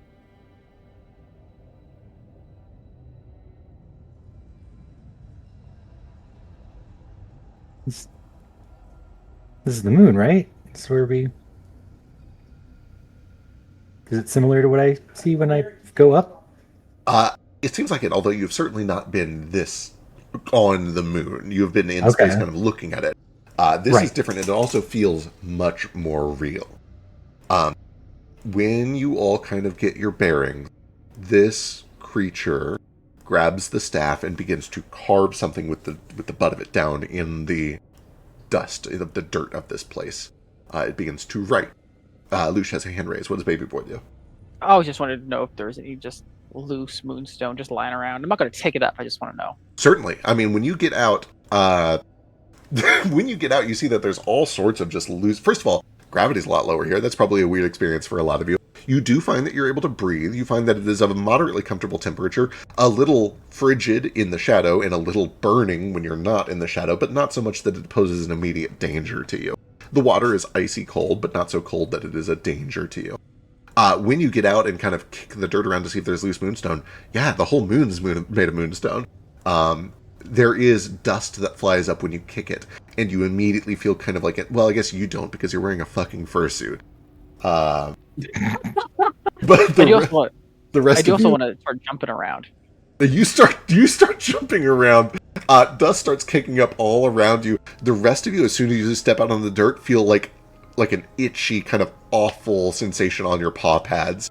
And you do see that this creature kind of like makes this creature actually, like, they bring their hand up to their throat and do like the like no, don't do that, looking at you. It doesn't say anything aloud, but I'll stop. Very good. This enormous skeleton continues to write. And you see, or what you got? What language is it writing in? It seems to be writing in Common. Okay. And figured, but I figured I'd check. As in the moon dust, it writes out, "If you wish to see your friend live, you must perform these trials 3. 1, period. Do a funny dance." This is my time to shine. Stand back. Yeah, okay.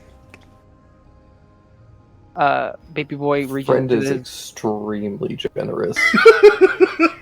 First of all. Secondly, Tex is going to shake himself off like a dog since ankle deep water is his whole body. True. Soaking wet.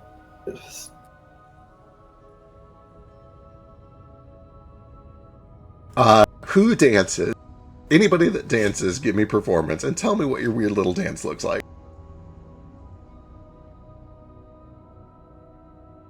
I can tell you what my dance is. Baby Boy reaches to his bag, he pulls out like 4 little bells on strings and ties them to each of his wrists, and then he like gets on all 4s, and then he like throws his head up to throw Mare into the air, turns into his little fox form, and tries to catch him on his nose, and then just does a little tippy tappy dance.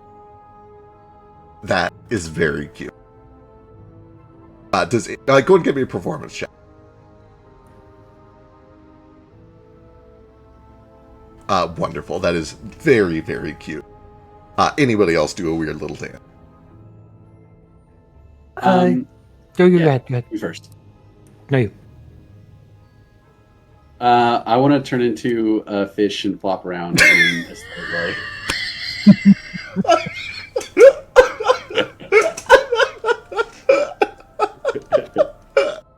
Amazing. What does Sketch do? I would like to use my background feat, acrobatic performer, to use acrobatics instead of a performance check from using the perform action. I know it's okay. Can use that.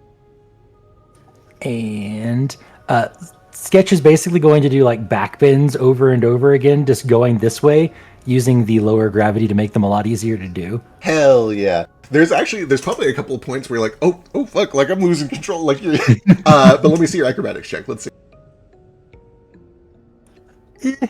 It's decent. So the reason it's not higher is just because the lower gravity is almost hard to get used to, where you have so much more airtime. Once you kind of get the hang of it at the end, you're able to do like some crazy things that you could never do back on the ground. But up here, like you're able to just do some real nonsense. And when it is all said and done, this enormous creature kind of like brings its thumb up, like stretching or like scratching its jaw, like thinking, and then it draws on the ground. It draws a little crown and an arrow that he draws all the way over to Sketch. But then she draws a heart and an arrow coming from over to the fish. Yeah. She then turns around and draws a 2, and then she kind of like does this thinking motion again, like she's trying to decide what the next trial should be. Is this thing fucking with us? Like, Give me an insight check. I rolled a 19 insight check. 19 insight check? Yeah. This thing's fucking with you. Okay, can I kill it? Sure, what do you do? Tell me what you do. Can I just try and scramble up its body, because it's all bone, and then can I just knock its head off? So you start to go scramble up this thing's body, and quickly discover it has, like, no substance. The whole thing is fake. The whole thing is an illusion. With your 19 perception check, though, let me check something real quick. But I want to do the silly trials. Also, important question: did Argumentavex come with us? Yeah, certainly he would be here as well. Did he do a silly dance? He did the white guy shuffle in full parade plate armor. Yeah. Wonderful.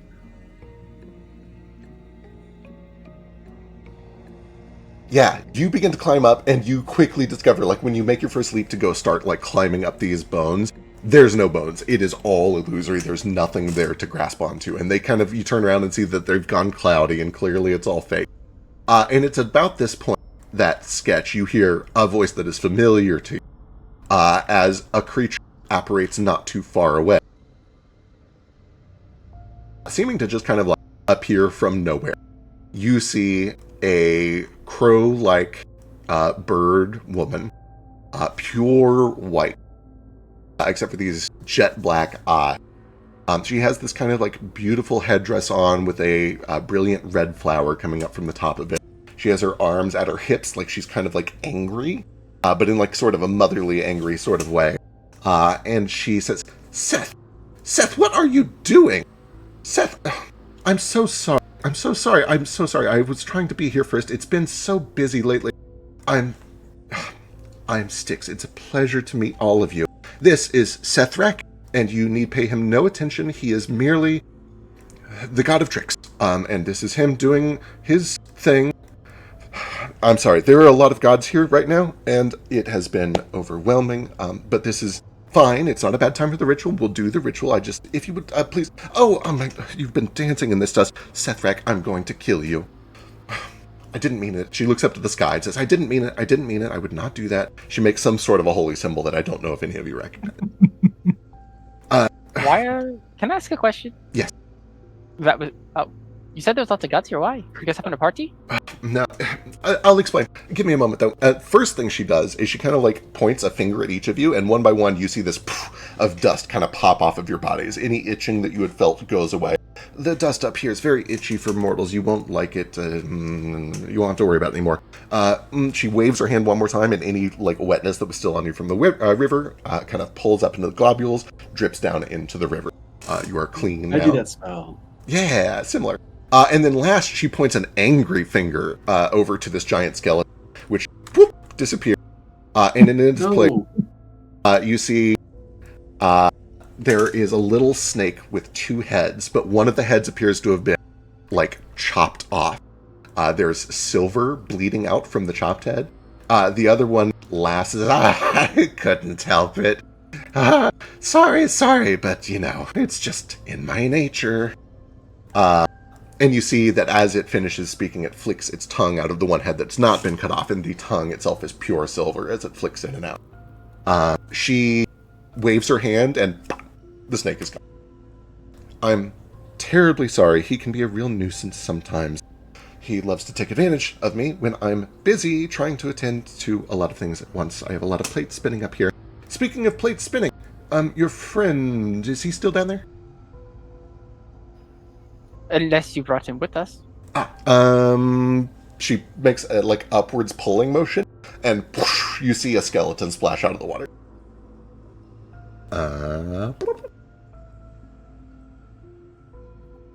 Oh right, he fell into the water. He doesn't get up. Does he get up on his own?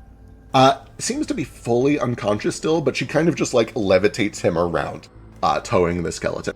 Are all of you good? You have all of your things? I'm just going to...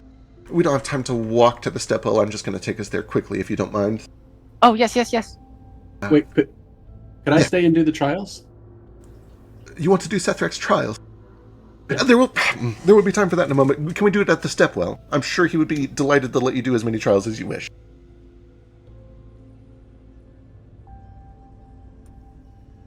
Come on, we can do it over there.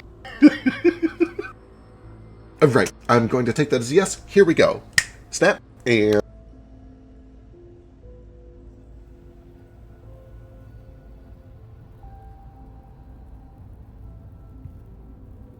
Oh, it's always so disorienting when everything just goes black for a second, and you have to just wait for the color to come back. Yes, I'm very sorry. I know it can be a little bit much. If you feel sick, just, anyway, it's fine. I'll clean it up later. Let's get your friend down into the stepwell. That is where the majority of the remainder of this ritual is going to take place. Don't mind the ghosts. They're friendly. Nothing here will hurt you.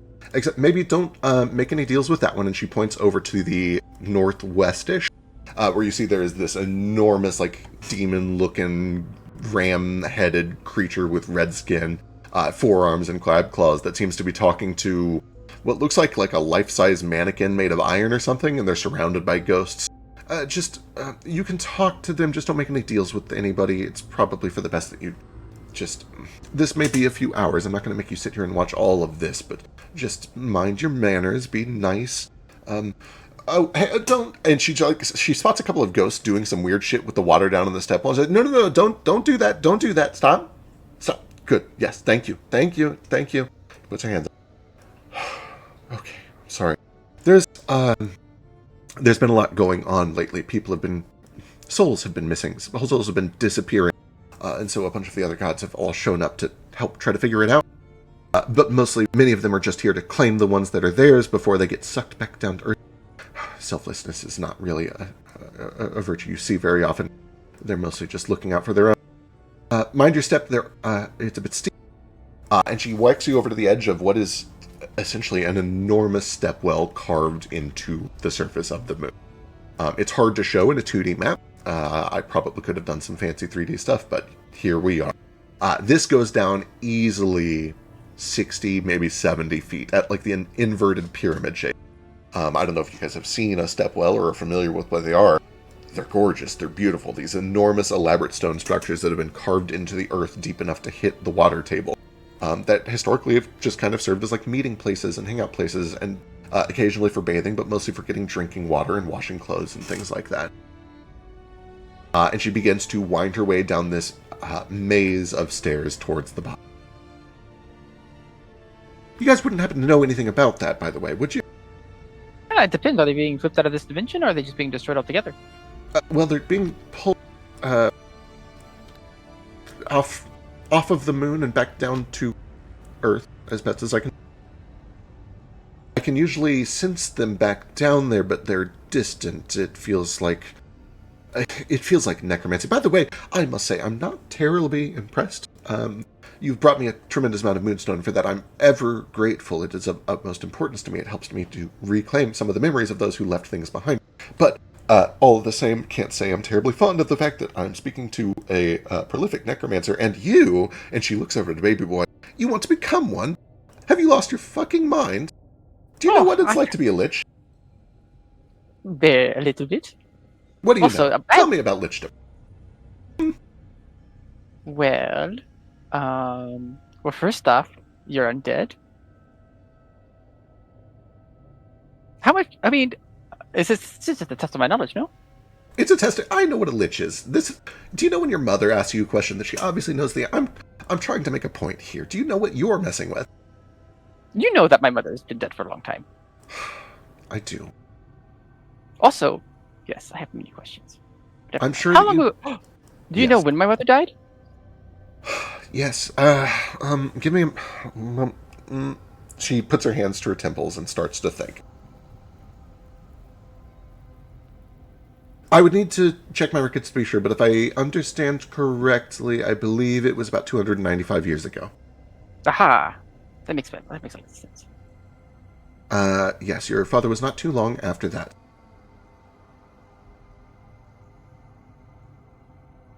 Well, it's not really about the whole legitimacy. It's like, I just want to live with my master forever. Okay. And I know that if I die, I won't go there, so that'd be sad. He'd I be so lonely. Alright, I don't have a problem with people living forever, that's fine, it's admirable, we all want to live forever, everybody wants to live forever, just make sure you don't damage your soul in the process, you're playing with fire, you're a child playing with, fire, scissors, dangerous things, sharp objects, it's not safe, you don't understand, it's not safe.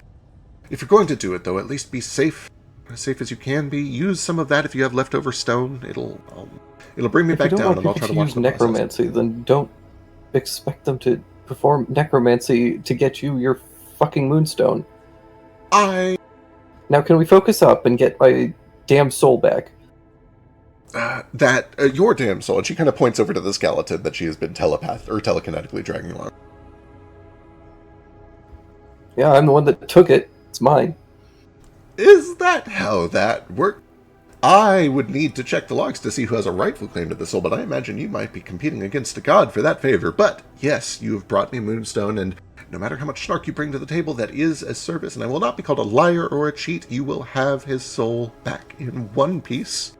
Or at least as much of one piece as I can make of it. How this thing has been mangled. Ugh. Frustrating.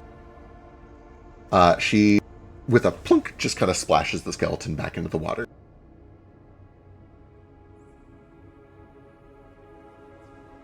What happens if I touch the water? You can if you want. It's very cold. You can drink it. It's not going to kill you. It's not going to, like... There's so many stories. Most of them are false. Most of what you guys believe is simply not true. It's a little cold. Can I take some with me? As a souvenir? No, that is an important rule, and she kind of like gets very serious. Nothing from here may leave. You may speak of it to others if you would like, if you remember anything of it. But you may not take anything. Certainly no stone. I will know, and you will not hear the end of it. No. What about the air? Can I bring some of the air with me, or do I have to like? There's no air up here. The magic is allowing you to breathe. Okay. I will touch the water, and I'll have a sip. It's very cold. It's very crisp. It's very clear, but otherwise tastes like water. Yeah, I do have to get up my fursuit straw for it, though. Jesus Christ. As all of this is going on, it looks like Fetch and Sketch are kind of climbing back up the steps to go over here to the east. Sketch, you overhear from this northeast corner here a feminine voice from this swan-like creature. She seems to be having a conversation with a very large rat on a pile of quilts that it is currently knitting. And this swan looks over to you, Sketch, and says, Oh no, I'm sorry, this is an emergency. This swan-like creature kicks up into the air, spreads her wings, flies, touches down next to you, wraps her arms around you so the wings are fully shielding you from the outside world. From this close, you can see that the only thing she's wearing is kind of like this sheer crimson cloth around her waist, a quiver over her back that has red-fletched arrows, and a bow that is also strapped over her shoulder. She appears to have essentially a feminine body, vaguely humanoid, but the head of a swan. And she curls the neck around yours, and for like a good 10-15 seconds with no pretext, just hugs you, just holds you. And eventually, she kind of straightens back out and looks you in the eye and says, "What's her name?" "No." "What's his name?" Is she pointing over to Fetch? "No, just looking at you." His who? Like... She, like, presses a feathered finger into your chest right at your heart. "Who did this to you?" Korik? No. I'm so sorry. I understand. Oh, I'm sorry. I am Yuna, goddess of love. Who broke you? Oh. Oh, you mean Argus? Are you okay? I mean, I guess I'm here. Do you have somebody to talk to about this? That's a no. What's your favorite food? A grilled chicken skewer sounds good right now. Is that offensive? Sorry. She laughs, and her laugh is much God, more for like real, though, that sounds so good right now. It does sound really good. No, it's not offensive. It's quite all right, as long as you don't mind that sometimes I eat cat. Come with me. You'll think about that for a second and then just follow her. Ask her if foie gras is ethical.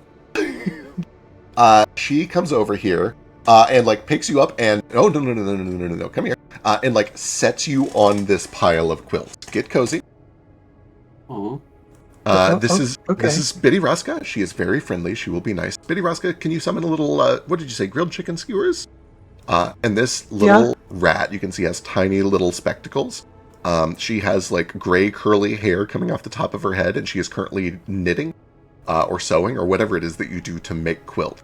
And she is currently adding to this enormous pile of quilts, which is like the size of a car. Just this quilt the size of a car that she's currently working on.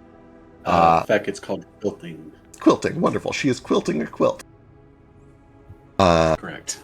She kind of like looks at you with, boy, the face of like an old woman who's probably kind, but just has the permanent grump on her.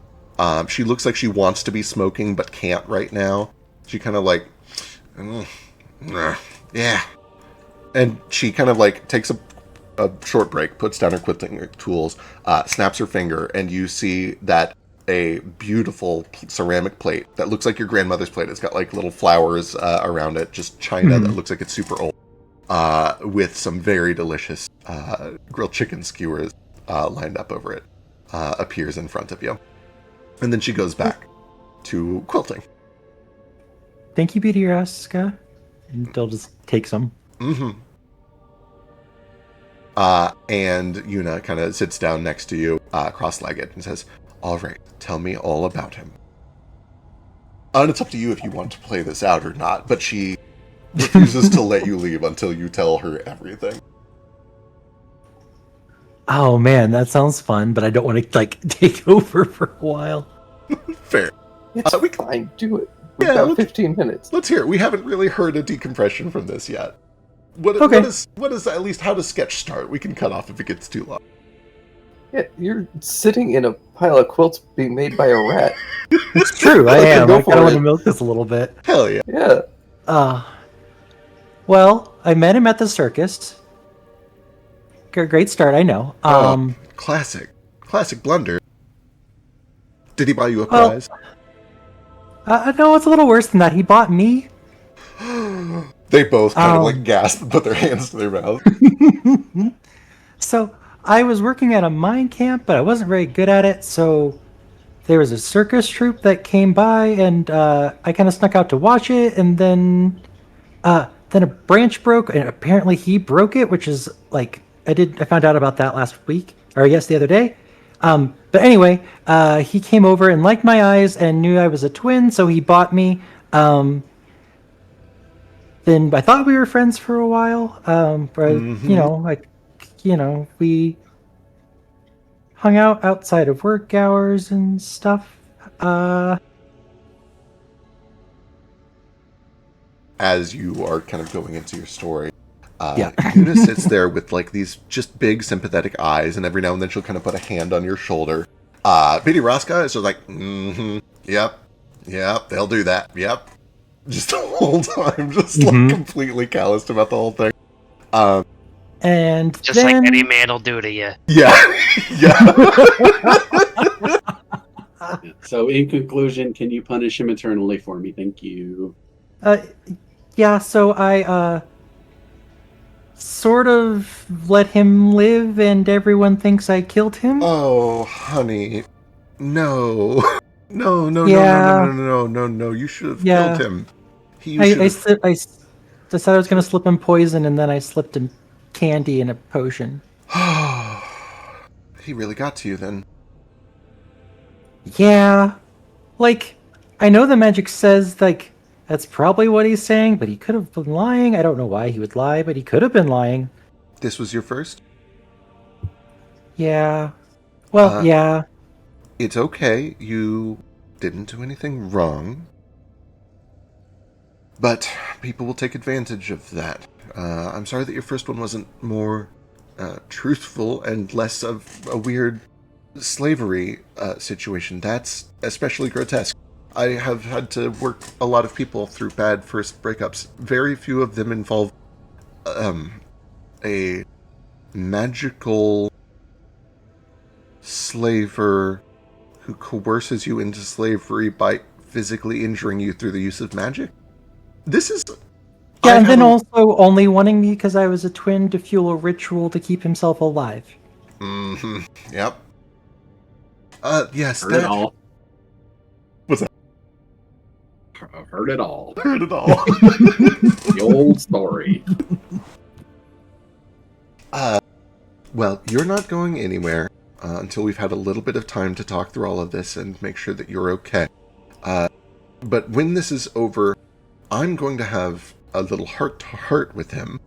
And you see that she kind of like rustles her shoulder so that the quiver kind of rattles a bit with the arrows in it. And I'll see what I can do to try to help. Oh, okay. I'm not sure I totally get it, but could I have some biscuits and gravy now?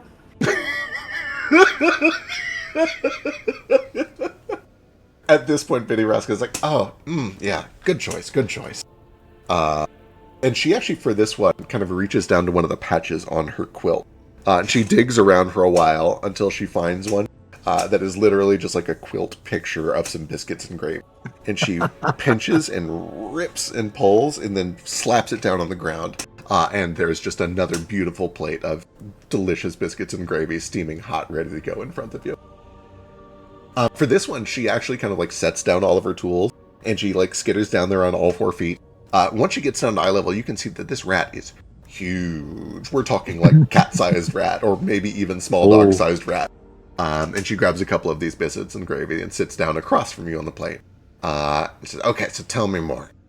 What was it? What'd you see in the guy? Just the way he looked at me, the way we spent time together. I mean, the sex was fine. But I mean, it was, the only thing that I had at that point, so it seemed How big was he? like... we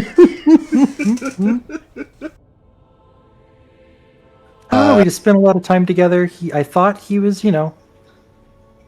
listening to me as a real person when I, gave suggestions and stuff. Oh, no. That is awful. The most important thing I need you to take away from all of this is that this man was a terrible monster, and he will see what's coming to him in time, I'm sure. Fate and me both have a way of kind of catching up with these people. But don't let this poison you for the rest of your life. You will find more opportunities. You'll need some time to heal, but eventually you'll find somebody who can do this the right way. I'm certain of it. Look at you. You're so... And she kind of pinches your cheek. You do have very pretty eyes. Oh, thank you. Thanks. I'll try to remember that. Yeah. I do feel quite a lot better. Good. I got the vibe that you had not had anybody to talk to this about yet, and that simply will not do. Thank you for listening. Is there a way I can talk to you again later if I need to? Yes. I'll talk you through some of my rituals, actually. And she begins to kind of explain some of the rituals of the Church of Una, the goddess of love. As that is all going on, what is Fetch up to? Fetch over here to the east, you can see a bunch more ghosts, and 2 very large creatures that seem to be talking. One of them appears to be an enormous 3-toed sloth, but instead of a head, it has a big sundial made of stone that is casting 2 shadows. One in each direction. And then across from it, you see this like slithering, amorphous blob of blood that is glowing a soft red. And before you can even approach, the blob of blood whoop, slips over to you and begins swirling around you, wraps you up as if giving you the world's slimiest hug. Oh, fantastic. Child, what are you doing No, here? I will speak. Korik, listen to me. I have something to say to you. I'm going to kind of climb down and get into a strong posture. Like I'm angry. Yeah, she kind of loosens the coil. Listen to me. My blood has been taken and abused. It's been spoilt and spent, and I bind a vow to your name, and this is my oath. I will walk through fire, and I will walk through ice, and I will walk through shadow to find her. I will not let her name be forgotten. And I will bring her home, or my blood will be spent, wasted, and turned to dust. Witness me, Korik. Make me your hammer. Guide my feet, steady my hand, and let the bond between mother and son burn like a beacon and let me find her. And if I fail, then let me be forgotten, and let my name turn to dust. Swear it to me. I swear it. Then I'll spill my blood. You cut, and blood begins to flow. And you watch as Korik kind of begins to spin the tip of this tendril over it and draws some of that blood up into itself. I have heard your vow. I honor it as you honor me. Oh. Okay, that went well. You have not answered my question. Why are you here? I would answer if I knew. Fate? Perhaps. Your brother, I led him to you and you to him. That is. And just like that, kind of scooping you up with the back end of it, flies you down. Presses the two of you together and like wraps the two of you both up as if like hugging you both at the same time. Oh. Gravy splatters. Bitty Rouse was like, oh, no, come on, the quilt. Oh, come on. Please. I have been working so hard on this one. I nearly had this patch done. Korik eventually kind of like backs up. Oh, I'm terribly sorry. And just kind of like makes a vibrating motion and begins to draw the bloodstains off of the quilt where it accidentally splashed onto there. It does me so much good to see the two of you together. Your father spoke to me. I heard his call. I have not heard from your mother in some time. We'll find her. We know where she's probably at, and we're supposed to cut them off and save her soon. We're the last of your people. You have to help us. I will at every turn, at every step. You have pledged to me, and I will pledge to you. Oh, fantastic. My ability to intervene directly is, of course, limited.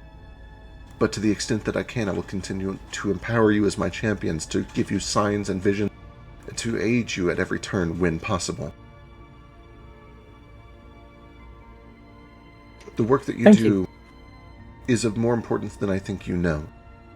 I suspect, having watched your travels, that it may be related to the souls that have gone missing from this place. People disappearing, people being ripped from the rest, ripped from their families in the afterlife that they were promised by me. This will not stand. Yeah, it's the more and more it seems like if we fail, Korik, you and us both will turn to dust. So we won't fail. There's nobody left, we can't. It will not stand. The world does not belong to the bloodless, nor to the heavens. And when Korik says that, they do kind of turn over and look at the skeleton in the pool. It's like, and though this amorphous blob does not have eyes, you can practically feel the glare, like a little bit of enmity, over towards Styx, who was continuing to have this conversation with Baby Boy and to perform this ritual over the water. It is a shame we do not all see eye to eye, but I know that I at least have you, my faithful. Oh, how many Auric worshippers can there be that remain? Like 100? Fewer and fewer with every passing day. Still, there are many left. None few as faithful as you. But there is one thing that I've learned in my many, many years, is that the more we are hurt, the more we bleed. And that bonds us. Right. Adversity only makes us stronger as long as we survive it.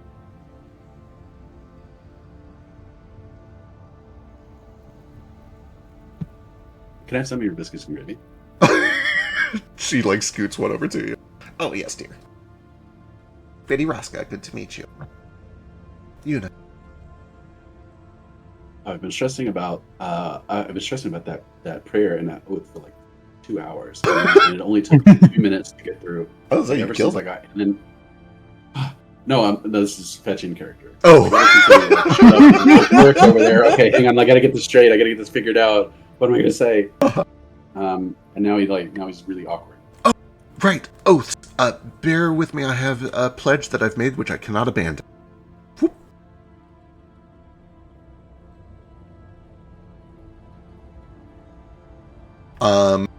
As all that is going on, we're getting close to midnight. Oh, what you got? I just want to look at Beauty Raska and tell her nice tail. Nice tail. That's all. Carry on. Wonderful. We're going to wrap up here pretty soon. We'll open back up we here. still have an hour to go. Oh, I don't know about that. However, Sure? It's been like a month.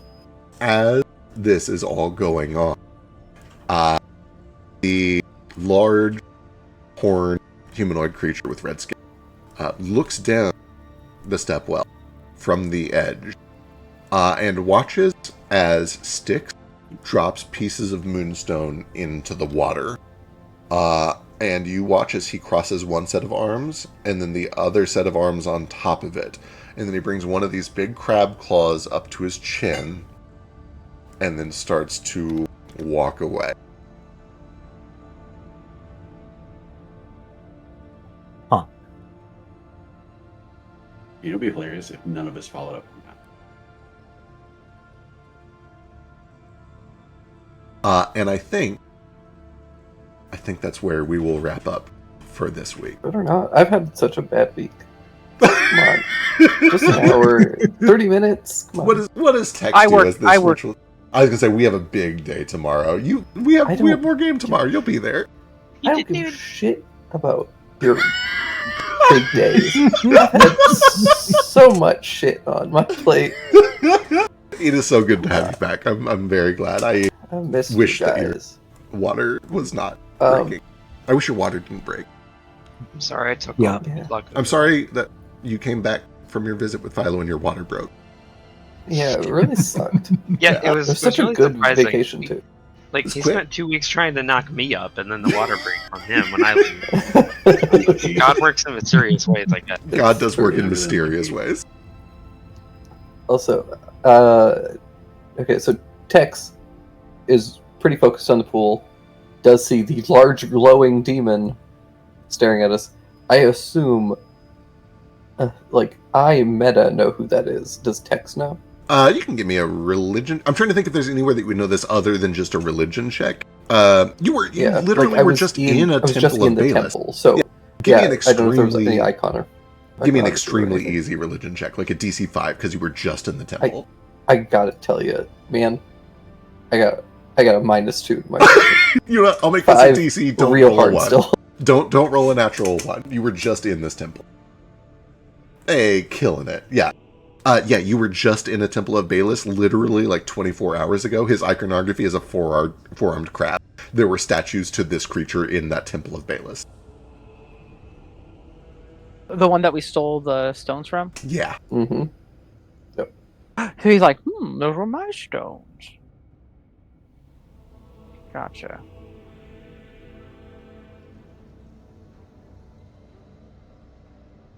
Does Tex do anything when he sees that? At least right away. I think there is this inclination of like Tex is just like very possessive, toxically so.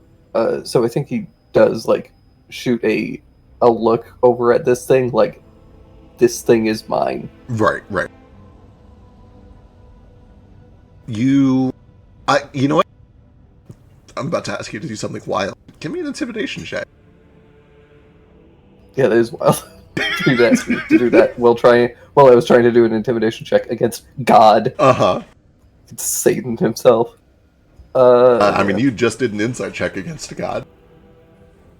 But sometimes the trickster wants to be It's caught. the end of the day. I'm using my hero point. Hell yeah, let's see. Fuck me. Can I When use that one? you look up and you make this glare, and you see not even a reaction towards you. It's like a total dismissal.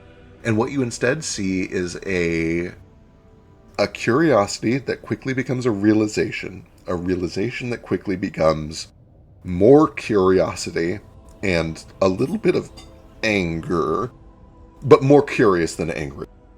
And then his eyes begin to dart. He looks into the pool as the first place. Who could possibly be in that pool? And he doesn't recognize him. And then he looks to Styx, who makes eye contact. And Styx, who has been rambling this whole time, makes eye contact back. They lock eyes for a moment. And Styx makes a face that says, "Do not try it here." Without a word, she says, "You know where this goes, and I will not have it." And he walks away. When you look back to Styx, you can see that her feathers preen. She is, like, visibly kind of shuddering down her spine. Okay, so I am going to need about 25, 30 more minutes to finish all of this up. I'm likely to be interrupted because, again, my job is to make sure that all these souls go where they need to go before they get yanked back down there. So I need to not get super far behind on that, especially because this, with no offense to your friends, this can wait, and what I'm doing is time sensitive. So I won't make you wait for... just bear with me. Do you need help? Oh, God. Would that you could. I appreciate it tremendously. If you want to help, pray for me. I mean that very seriously. Who, you? Yes. Pray for you to you. Yes, correct. That's exactly right. Dear Styx. Yes. Keep it up. Keep it up, keep it up, keep it up. You're doing great. She puts a hand on her heart, and she begins to climb up these stairs in like a half jog. I'll be back. Good luck. I'm just going to pull out a book, and I'm just going to pray to her, but I'm just going to read to her. I don't know how to pray to someone, so I'm just going to read her kid stories. Amazing. Just go the fucks to sleep and playing in her head. Yeah. Oh, this one I think it's about me, and then I'll read her the story about me. Hell yeah. That, I think, is where we should wrap up. So we will pick up probably in a couple weeks. We'll have Jane back. Does Yuna show any interest in me? Yuna? There is no one in this moon that Yuna sees except Sketch right now. She is so... Oh, man. I understand what you're asking now. Give me a second. Right. I get it. I understand. Right. Look, he's not the only one with relationship problems. You're certainly not wrong there, yeah. I think half of this... My boyfriend turned me into a cat. Yeah, no, there's a lot to unpack there, too. There's so much to unpack there. My boyfriend's the same boyfriend he had. Yeah. Yeah, I forgot to mention that. Yeah, I just put attention. For sure, she is glancing around like, oh, I have so much work to do. Okay. One thing at a time.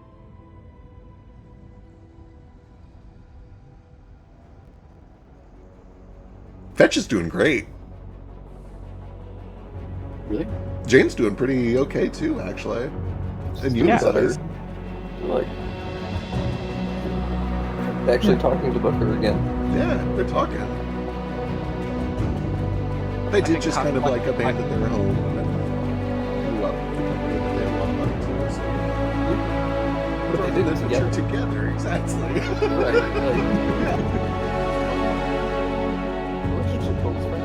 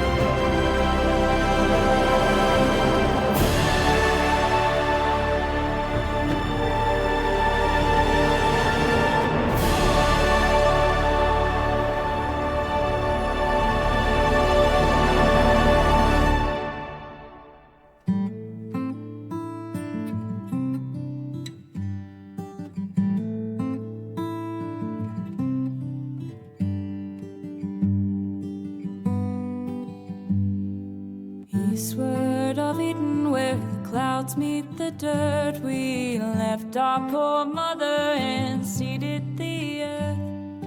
Gates, they were shuttered, the latches were locked. Oh, eastward of Eden, where men become gods.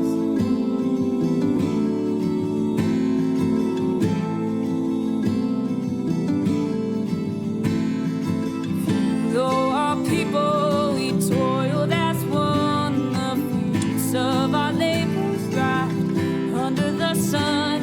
Our children they fed to outnumber the stars. So eastward of Eden, where day turns to dawn.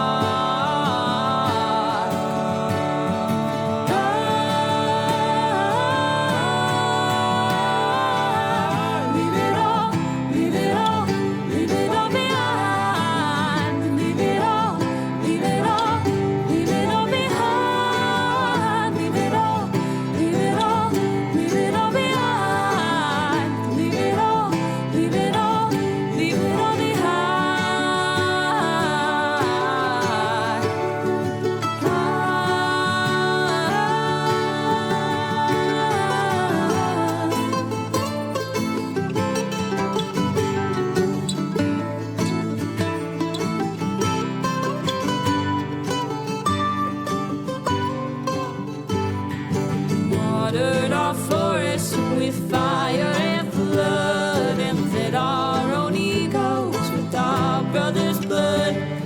We starved every ocean till they ate up our shores. Oh, eastward of Eden, where we always want more.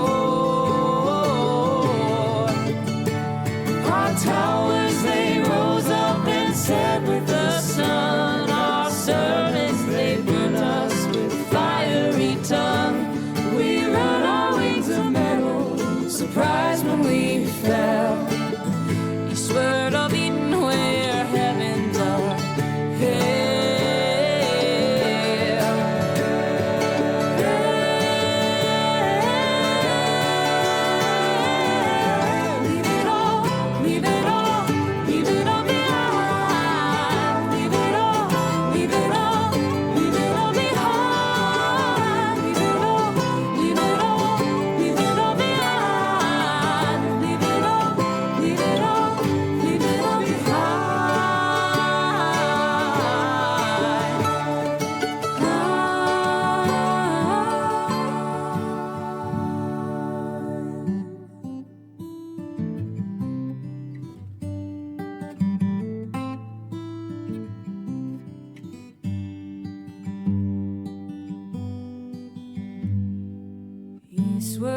of Eden, where the dust meets the dirt. We murdered our mother and strangled the earth.